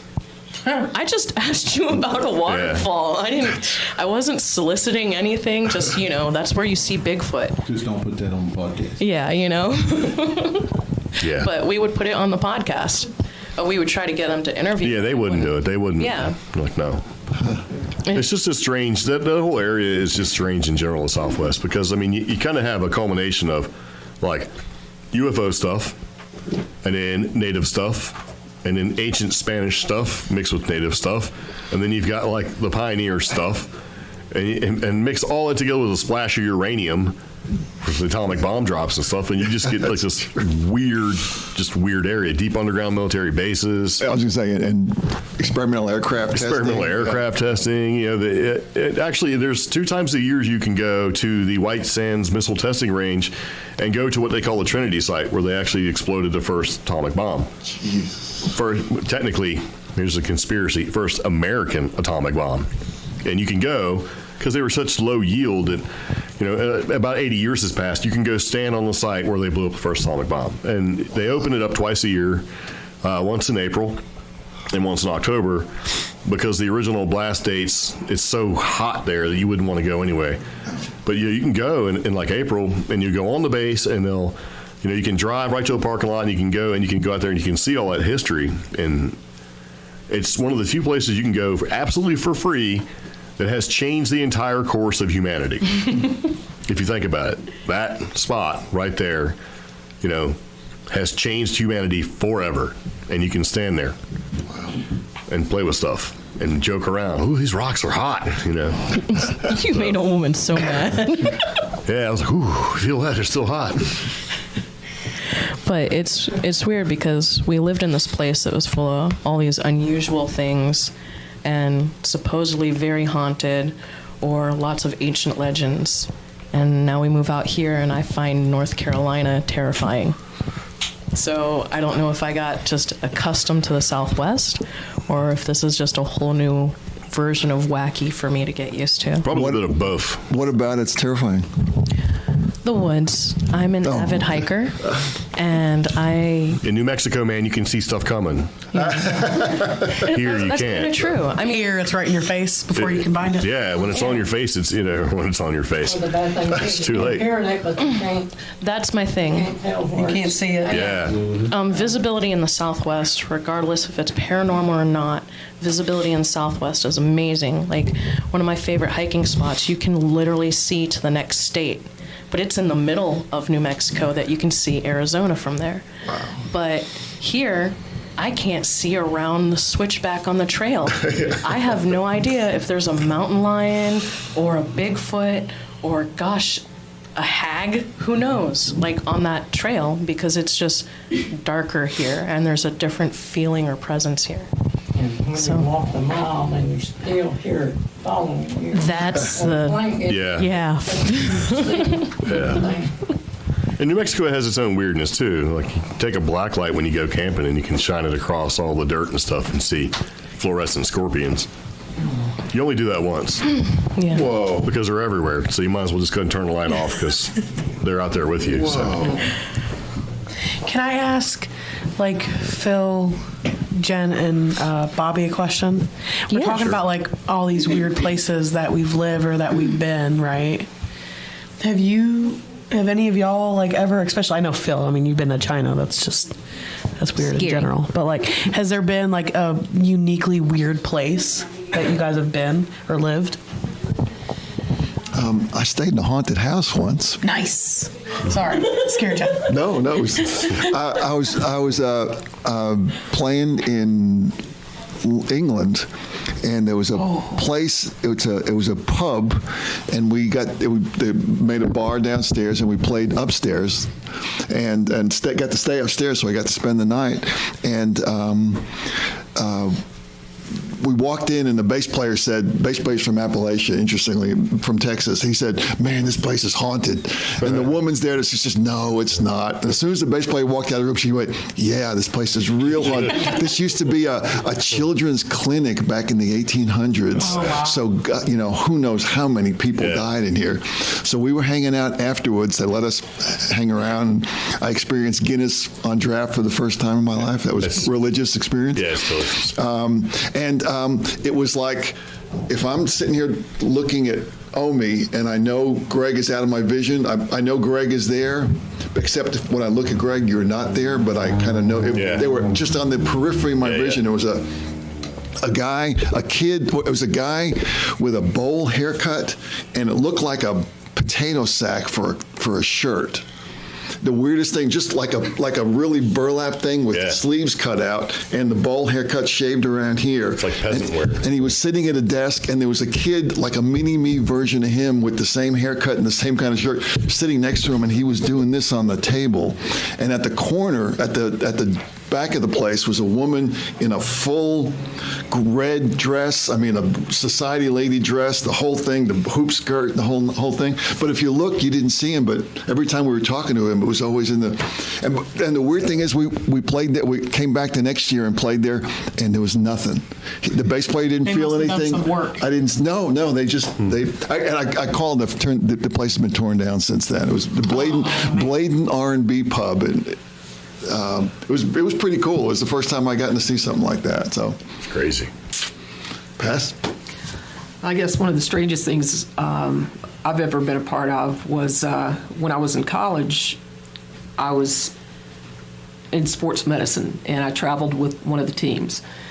As a team building exercise, we decided to go camping. So the team got together, and we all went out in the woods. This is up near Boone, and we go into this area, and the whole time we're there, we're hearing these strange things, and there's just this eerie feeling the whole time, and everybody's kind of freaking out. Anyway, we finish everything up. The next day we leave, and we find out that we were basically camping on an Indian burial ground. So I think we all kind of freaked out at that point, because we did have some very strange experiences, a lot of noises, a lot of things that just didn't quite add up. And we found out later it was an Indian burial ground, so that was a little uncomfortable. I actually live in a 100-year-old mental hospital. What, like currently? Like right now? Right now. Oh, wait, no, I know what you're talking about. Yeah. I've installed cable in this place, and let me tell you, it is creepy. Yeah, in Asheville, there's an old former mental hospital and military hospital from the turn of the century. It's now an apartment building. Yeah, that's where my apartment is. That's pretty weird. Yeah, it's kind of weird. I don't understand that either, because it used to be, I guess, an asylum basically, and we have a place in Virginia that's that way. It was like a tuberculosis place, and now it's like condos nobody can afford. Yeah. And we had two places in downtown Albuquerque as well as in Colorado where it was like, this is where you went to die, and now we have these upscale apartments in them. And within months, people are either moving out or selling them. They're not telling you why. The rent gets lower. But I just, whose bright idea is it to build on such a negative presence? Someone who either doesn't care or has never had the experience. Location. Right. That's all they care about. Phil, have you seen anything? No, actually. Really? Interesting. Yeah, I made sure that my living space was pretty clear and positive and light. So maybe other people's apartments, they've experienced things, but I don't really want to live in a haunted room. You just cast all the crazy ghosts downstairs. Right. Yeah, I don't know if I kicked them out of my place and they went elsewhere in the building, but like my place is fine. So, yeah. In your investigations, do you ever much in this area where just walk in, or even shopping? I've noticed in some towns, when you go into these shops, you just have such a negative, bad feeling that a lot of times I've left people I've been with and sometimes I'll be outside waiting to go ahead because they don't seem to be bothered, but it's just, it feels like this is not a place to be. If you're closed off to all that sort of thing, and a lot of people are like that, they just go through life with blinders on.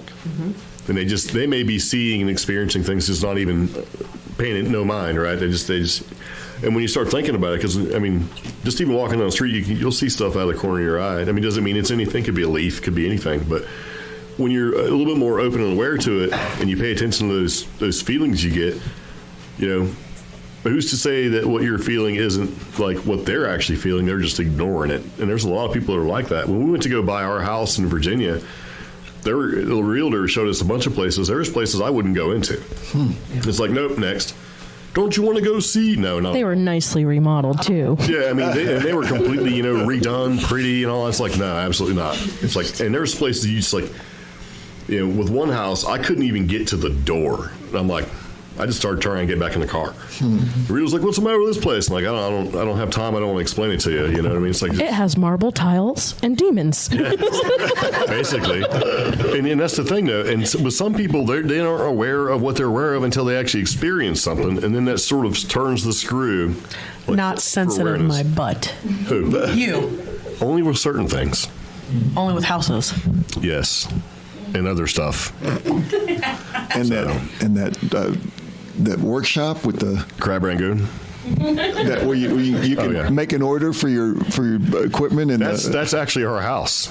Oh, that's we have a house in Virginia, and a nice old man lived there. He was a handyman. He worked a business with his son-in-law. Long story short, he passed away in the house. No, I mean, it happens. People die in house all the time. It's not like you're going to find, So one of the things was the son-in-law didn't have time to clear out this man's garage. And we're talking 30, 40 years of accumulation. I mean, it was organized. It wasn't like, hoarders or anything like that, but stuff on all the walls. And he had restored his car and really loved that car, that kind of thing.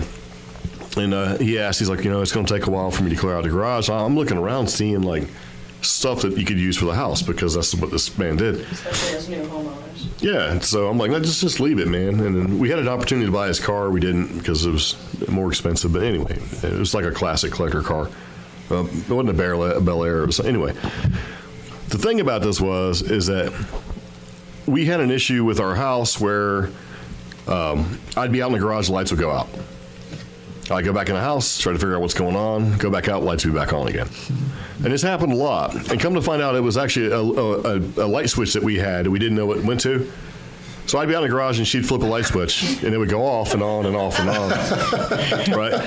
But in the garage, the radio would come on and the radio would always play this stupid radio station that I'm not a country music guy or anything like that. And this was like easy country, like the worst for me. So I'm like, look, man. And I kept turning it off and turning the channel and keep coming around. But long story short with the whole thing, I looked out the back door, because a sliding door, you could look into the garage because we had a detached garage that was away from the house, and seen somebody in the garage, coveralls, shirt, little pins and crap stuffed in the bib pocket. And I'm like, somebody's in the garage. And I'm thinking, okay, that explains it, because this man was a neighborly man, and he would share tools. And he had enough friends in the neighborhoods, like they would come by and borrow stuff, and if the door was open, you could just bring it back kind of thing. So I just assumed it was one of our neighbors that didn't know that this man had passed away and that we live there now and we're borrowing tools. And so I seen him, so I got to go outside, open up the sliding door, sit down, and go in there, and nobody's there. And I'm like, okay, well, wasn't paying attention. I talked to our new next door neighbor like a week later, and I said, yeah, man, I seen somebody in the garage, and and he's like, well, what did it look like? And I explained it to him, coveralls, the shirt, the glasses with the little things on the side, to protect your eyeballs. And he turned pale and just walked away. And our backyards are right beside each other. That's where we were talking over the fence, and he just walked away. Done. Yeah, and I'm like, okay, well, maybe he had something to do, because I'm not really that neighborly, because I like my neighbors, but I don't really want to know everything about them. I kind of want that little separation. So, seen him like a week later. He come up and he was like, hey, I want to apologize for walking away from you because I was very rude and all. I'm like, no worries. And I said, so what's going on? He says, you described the old man who used to be in that house. You described him to a T, and he's been dead for 2 years. Wow. So I was like, wow. But the thing about the whole house was, if you needed something for the house, you could go out in the garage. You wouldn't find it. But if you said, man, I sure do wish I had some toilet chain, the little chain that makes the ball thing go up and down, and then walked out and came back, the old man would provide. It would be right there where you were, like a ball of it just sitting right there. How many times did that happen? 10, 15, 20 times. Are you kidding? All the time, yeah. But I would go out there because instead of going to Lowe's, you go to the garage. So, man, I wish I had some screen door spring. And then you'd come back and you'd just be drawn. There it is right there. Holy crap, that's so cool. I needed specific sandpaper, like 3 different times. And which was funny. Sure do wish I had 400 grit sandpaper. There it is. 400 is a little specific, as opposed to like when you buy a combo pack from Lowe's, it's like 600, 800, 1200. And I needed 400 for my project. And I walked in, I'm like, I don't see it. Walked out, smoked a cigarette, walked back in, and for some reason it's next to the paintbrushes. Nice. Like, okay. Now, we went to New Mexico. We rented out our place to one of our coworkers, my friend named John, known him for a long time. And I told him, if you ever need anything for the house, go out in the garage and saying, this is what I need. And because he had heard me saying all this stuff. He thought I was full of crap. And I got this text one day. Old man provides, man. Old man provides. But that was his thing, though. Whenever you went in the garage, it felt warm. It was a good place to be. I mean, you're in there like, I'm in a garage, and you're having a great time. And I've had garages. I don't just get that warm, fuzzy feeling because I'm in a garage. But it was just like you felt like you were in a warm workshop, We have a question from online. What is it? T. Fastlane asks, any experience with Stonewall Jackson Training School in Concord? So... I'm not familiar Concord's with the place. kind of far away. Yeah. You guys ever make it down that way? Yeah. We're expanding. I want to ask that person what's the significance, because I've never. Yeah. What's the deal, T Fast Lane? And also, to go back to what you asked, when you walk into a place like that and you feel that heaviness or that negativity, it's not necessarily paranormal. It could be the people that inhabit that place. 100%. Yeah. I mean, we put off energy all the time. It can be negative. It can be happy. We really influence our surroundings. Yeah. Me and her feed off each other all the time. And especially if you got to think about it this way too, if it's a business that you're walking into, and let's say the business owner's having a rough year or a rough month or whatever, and they just may be super negative about whatever situation or people stealing or whatever, you walk in and you may be picking up on some of that, right? Because that's their place, that's their business, they're in it all the time, whatever, especially with a small personal business, Well, similarly, going to a physical standpoint, a lot of high EMF will make people feel very strange. So if there's something going on electrically, if it's high EMF, it can cause that same sensation. Yeah. Tanning salon. Yeah, tanning salons. And you could be going into places that are in a place where seismically, just the sound that travels from distances from far away creates that sort of infrasound effect. and that you could sort of, you don't realize you're feeling it because it happens at such a low frequency, you can't even hear it, but you kind of feel it, and you sort of feel anxious and weird about it. You know, there's places like that sit, you know, geologically in a place where the seismic, what? Where are you getting ready to? Oh, I was waiting, but this Stonewall place, Stonewall Jackson Youth Development Center, is creepy. Oh my God. Stonewall Jackson Youth Development Center in Concord, North Carolina. Seen that? Seen something flying around? Oh, the fly. Yeah. Is it a fly? It was a place of It was a various pterodactyl. medical experiments to eliminate feeble-mindedness. Yes. So we get 'em. Basically by improving the population, which meant sterilization and vasectomy. What about young lobotomy men. and stuff? Is it open for investigation? State-authorized eugenics, and then sterilization on females as well. I don't know if it's open, but one of That's the... not something they typically advertise. Maybe it could be a group Road trip. It is. Road trip, bus trip. at the cost shop.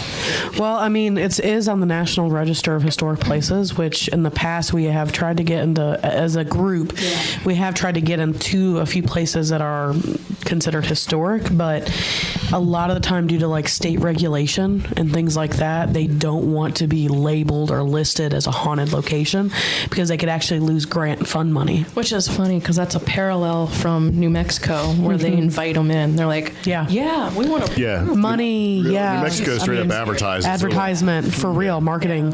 And here it's the exact opposite. They don't want to be labeled as haunted. They don't want to have any kind of advertising around that because they can actually lose certain state fundings.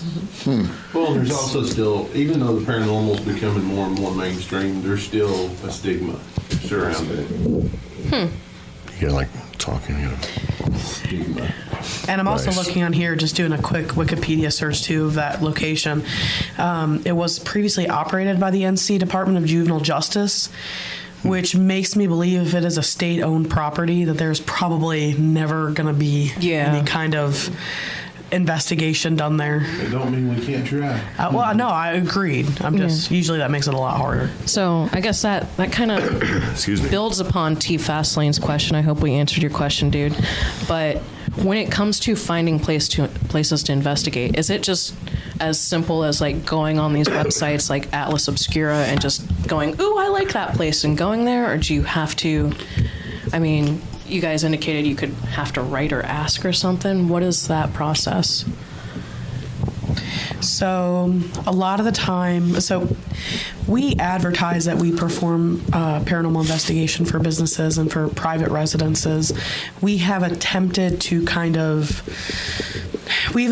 get into 3 different historical sites in western North Carolina, one in Transylvania County and 2 in McDowell County, and we have been kind of turned down. We've gotten as far as like Chamber of Commerce and as far as like directors kind of people, but you know, even going as far as, well, do you have insurance? Yes, we have insurance as a group for the property location, and still got turned down.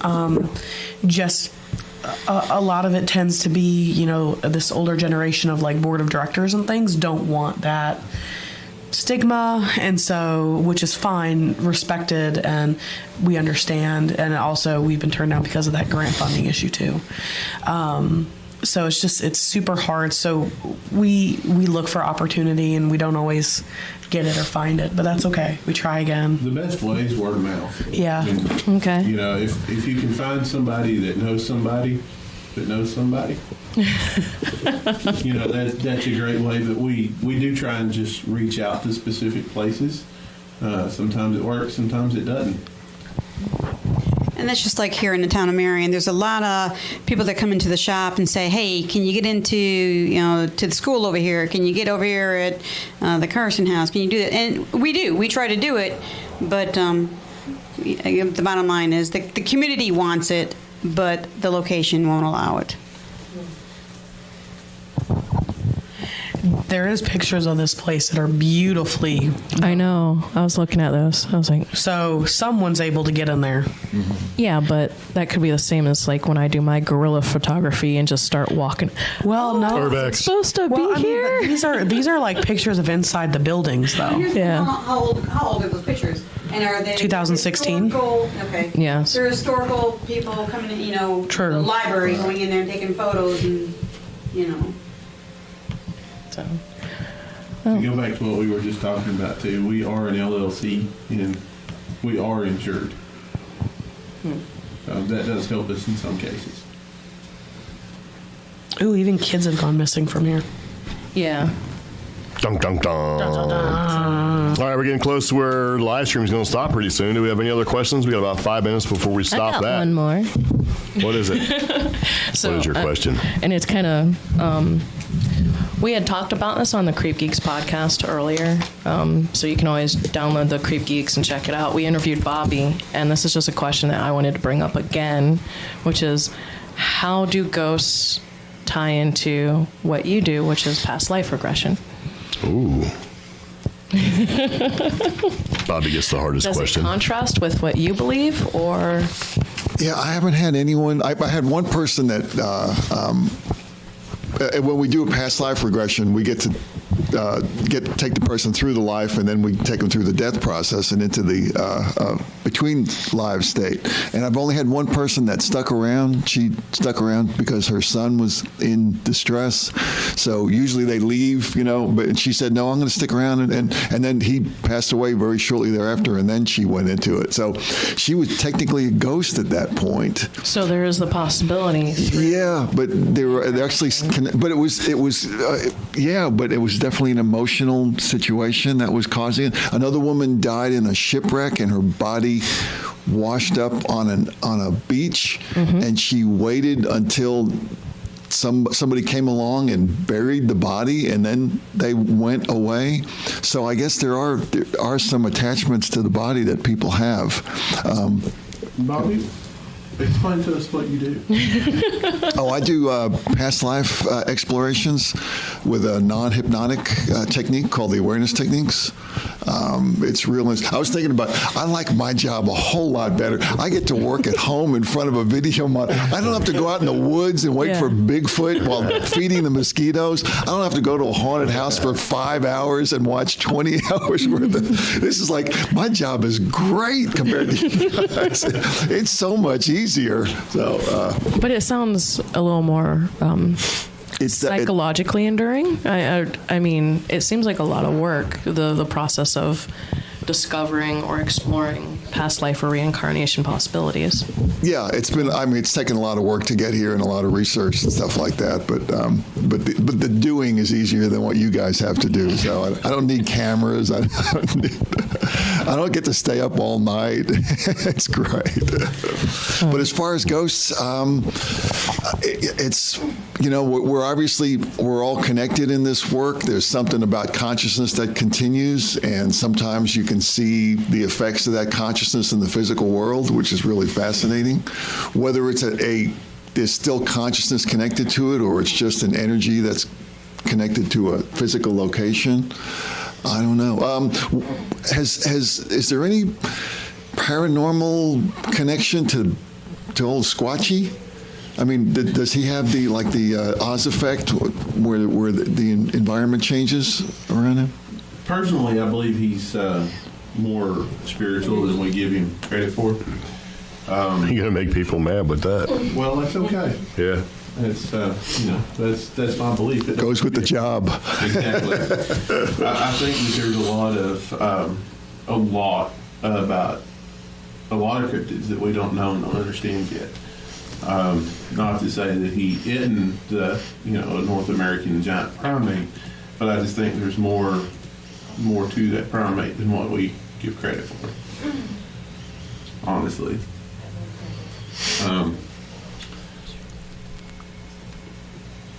Let me ask you and Phil both a question real quick, and you can answer in turn.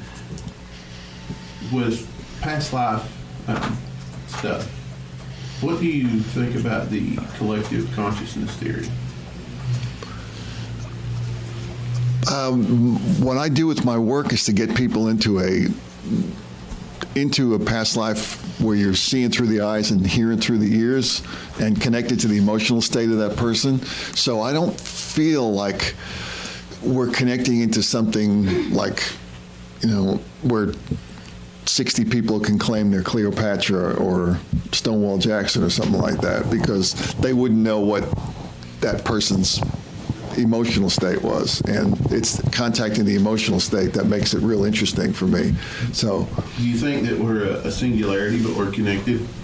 I think when we're in the physical body, we're a singularity, and when we're in the non-physical body, we're a collective. So it's both and, a little bit of both. But I think the whole part about being in the body is to have a very singular experience.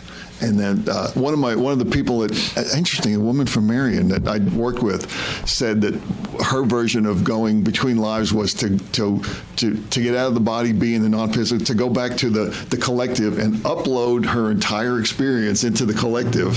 And then at a certain point, I got to go back and then come back down to a single. It was like, that was like the best description of that whole state that I'd ever heard. That's really cool. Phil? Collective unconsciousness, if you consider the fact that so many cultures around the world throughout history independently have come to the same spiritual conclusions without any interaction or scientific proof, it clearly alludes to some sort of collective unconsciousness. I also think of the 100th monkey theory. Have you guys ever heard of the 100th monkey theory? There's a study done in Japan, I want to say back in, like 70s or 60s, where they had taught these macaques, these kind of monkeys, to wash their potatoes in the ocean. Oh, yeah.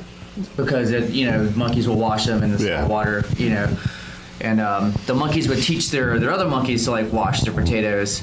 But eventually, at some point, when a certain critical mass of this monkey population began washing their potatoes, the practice jumped islands, and there were monkeys on other islands that were never shown this technique. They all just started to wash their potatoes in the ocean. We talked about that on the podcast with Bobby, too. Okay. Yeah. It just creates, a prime example of how there's some sort of connection going on there without physically teaching or sharing information between at least one species. Because we have examples of that right here in Asheville and in North Carolina with the bear population. The bear population's picking up certain skills and certain foraging skills that would either have to be genetic or just universally learned somehow. And that's just yes, it's terrible that they're rummaging in the Italian restaurants' dumpsters, but you have bears coming from other areas to go get that dumpster, or bears figuring out how to unlock doors. And they're only a couple months old. They're not full-grown bears. It happens with plants too, and trees and other certain fungi will start doing things that it's not affected. Yeah, there is a fungus in the Southwest, and it gets labeled as fairy circles. But it only grows in certain areas, and even though you might go 10 or 15 miles between these different ones, they're all growing in the same areas. It could be a location thing where certain animals are dropping the pollen, but these locations are where clean water exists as opposed to just normal stagnant water. I like that. There's a suggestion in the comments about going to the Chattahoochee homestead. With the Palmer and Caldwell house. Yeah. The what? The Palmer? Palmer and Caldwell house. You might want to write that down. And then write that down. We have kind of a woo-woo-y question. Uh-oh. This person, where he's at, he keeps having the feeling of the ground move, which is weird because I always mark times and find out that there was an earthquake way far away from where I felt it, that feeling, or where I'm currently at. What? And he's feeling it daily with nothing showing up on the maps or on the news about earthquakes. Yeah. So is that just precognition, or is this person extremely sensitive? Yeah, and he could be feeling the infrasound before it ever really gets to where it needs to be. Well, yeah. that particular person should have In other been words, a he sonar feels it tech first. like his dad. Well, sonar, I mean, so all energy is energy. So sonar is sound navigation and ranging. Radar is range and distance, something. It's the same thing. You put energy in the atmosphere, you put energy in the water, and you basically track the return, like of how much energy actually comes back to your receiver. And if you have seismic energy, where you get basically the pressure, the vibration, all that stuff, sound is basically pressure more than anything. And there's a certain amount of sound that you hear, and there's a bunch of sound that you don't hear, but you feel it as in pressure, vibration, or resident energy. So it's possible that with some of these seismic rumblings happening, that's actually creating enough super low frequency infrasound that he's feeling that before he actually hears or feels the sound. And that'll seismically, he's feeling it more than he should, or more than most people are aware of, because some people aren't really aware of it. You can be in an earthquake and not even know you're in an earthquake. We used to live in California, and it was kind of like, what's going on? I feel all weird. Why is everything moving? That kind of thing. And some people know it's coming, like dogs and stuff. They know they're out of there, right? So Dogs, that's cats, less about birds. somebody being an empath and more just having just a better Being more attuned to it, maybe? Okay. Yeah. And the woo-woo answer would be ley lines and earth energies and I do know vortexes. this person is relatively close to that big giant, what is that, big forest out there?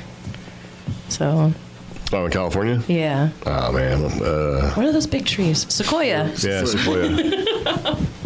So, And it's possible, too, because, if you look at, like, with seismic activity, plants and animals and all that stuff, they all react to it. And trees will even start to basically oscillate or vibrate when they know it's coming, kind of like warning other trees.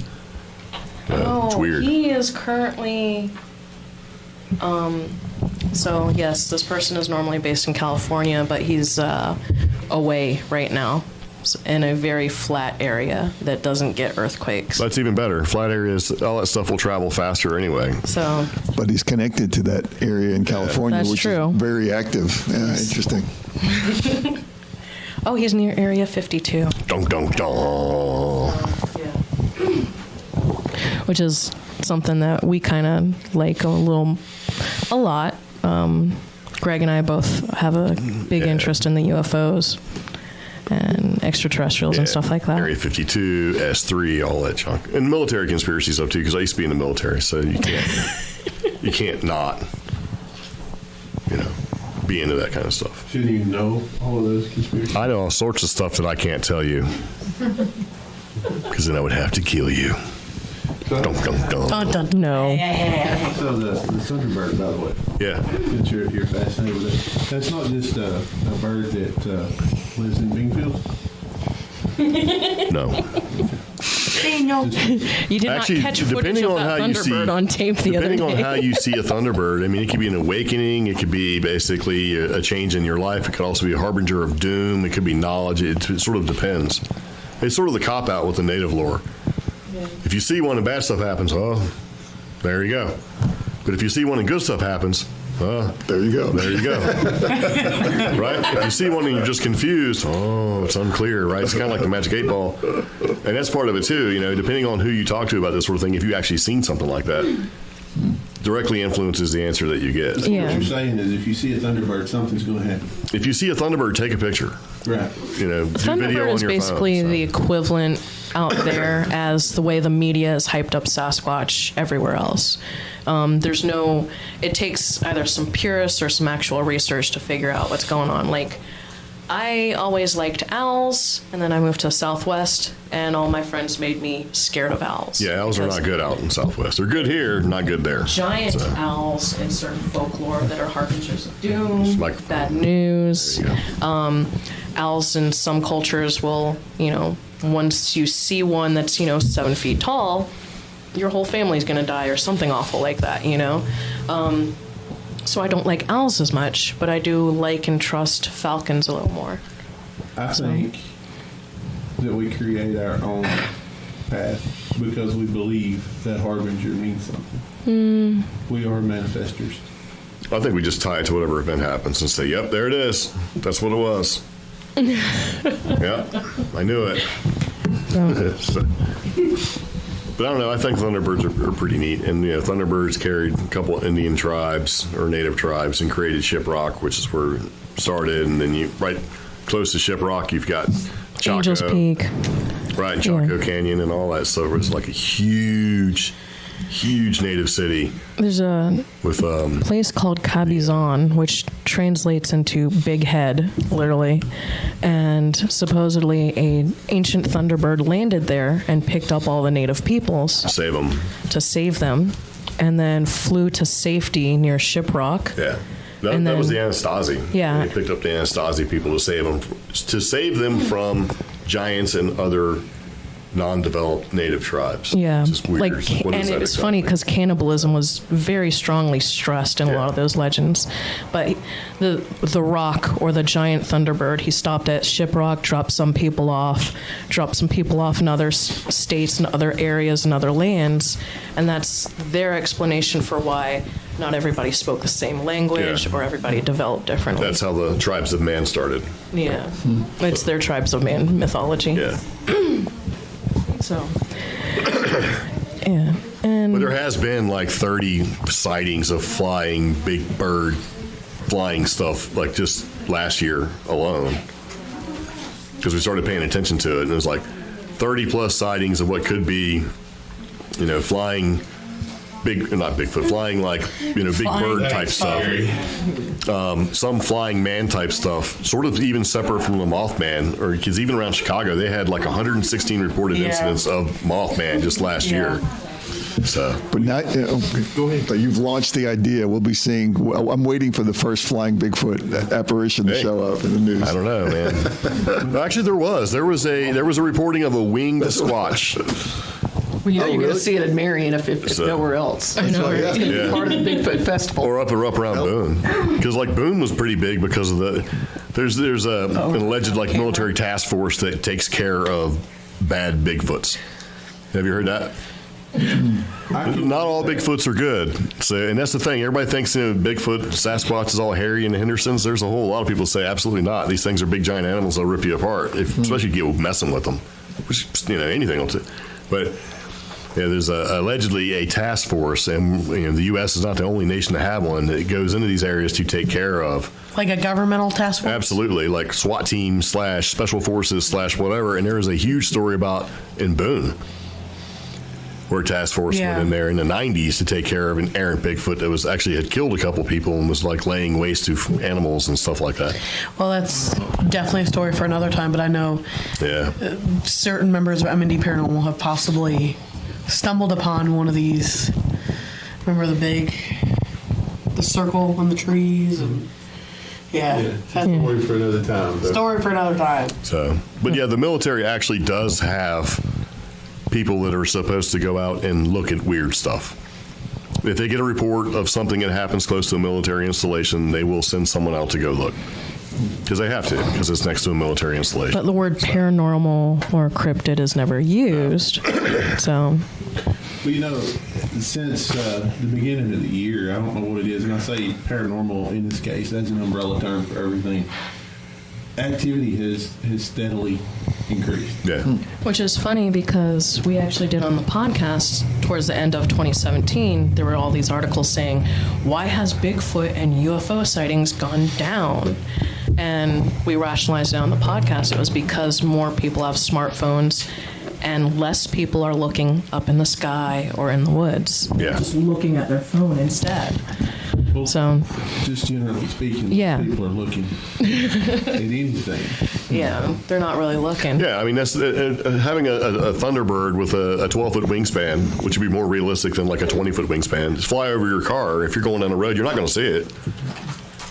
I mean, you wouldn't see it, I mean, because most people can't even identify a Cessna airplane. And describe how accurate, how large it would be in relation. Because if there's nothing there in the sky to give you an idea of how big it really is, it's all about scale and perception. So if you've seen a big bird, you might be like, man, that's a big bird. How big is it? Well, I don't know. It's just big. We could be seeing these kind of things all the time. Never know. But I want to see a huge one, though. I want to see like 20-foot wingspan. Not like the cheesy looking like dinosaur bird. I think that's kind of dumb. But I'm going to look like a full on like for real thunderbird. Pterodactyl? Yeah. Although there have been really cool pterodactyl sightings. We have That's how you have somebody to in the say it. chat doing the pterodactyl joke too. Yeah. So, but yeah, they pointed out the California condor, which is massive, and they get really old. They get like, well, for a large bird, 8 to 10 years old. So they're like, is that what you guys are talking about? No, because that's a condor. I have seen condor. I've seen a couple. Used to live in California. I'm talking about like a big thunderbird. Like condors have like between 8 and 9 foot wingspans at the most. Maybe even 11 if you count the feather tips. These things have like, a good 12 to 16 foot wingspan. The bodies are bigger. They're like, take like a raptor style bird and make it bigger. Like big. Like bigger. How do you just know it's not an old condor that's like 20 years old? Because they look like a condor. How do you know? Because I know what a condor looks like. Are you sure? Yeah, I am sure. It sounds to me like you're not sure. I can Google-ize you a picture.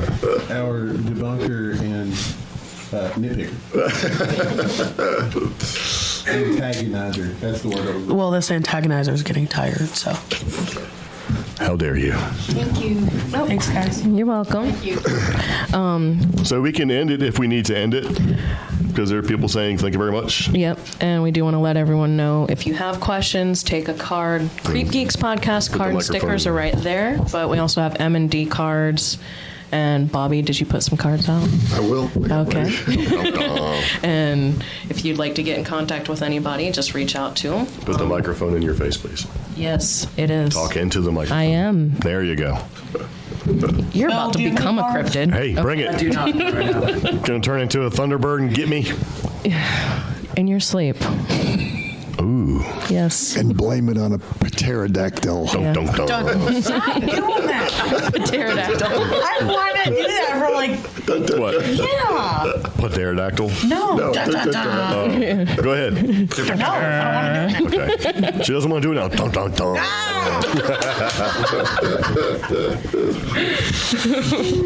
But we do want to thank everybody for tuning in and coming. So if there's any other questions, do you guys have questions for each other?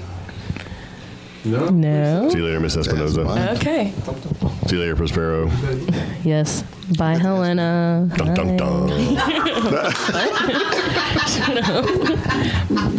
I'm done.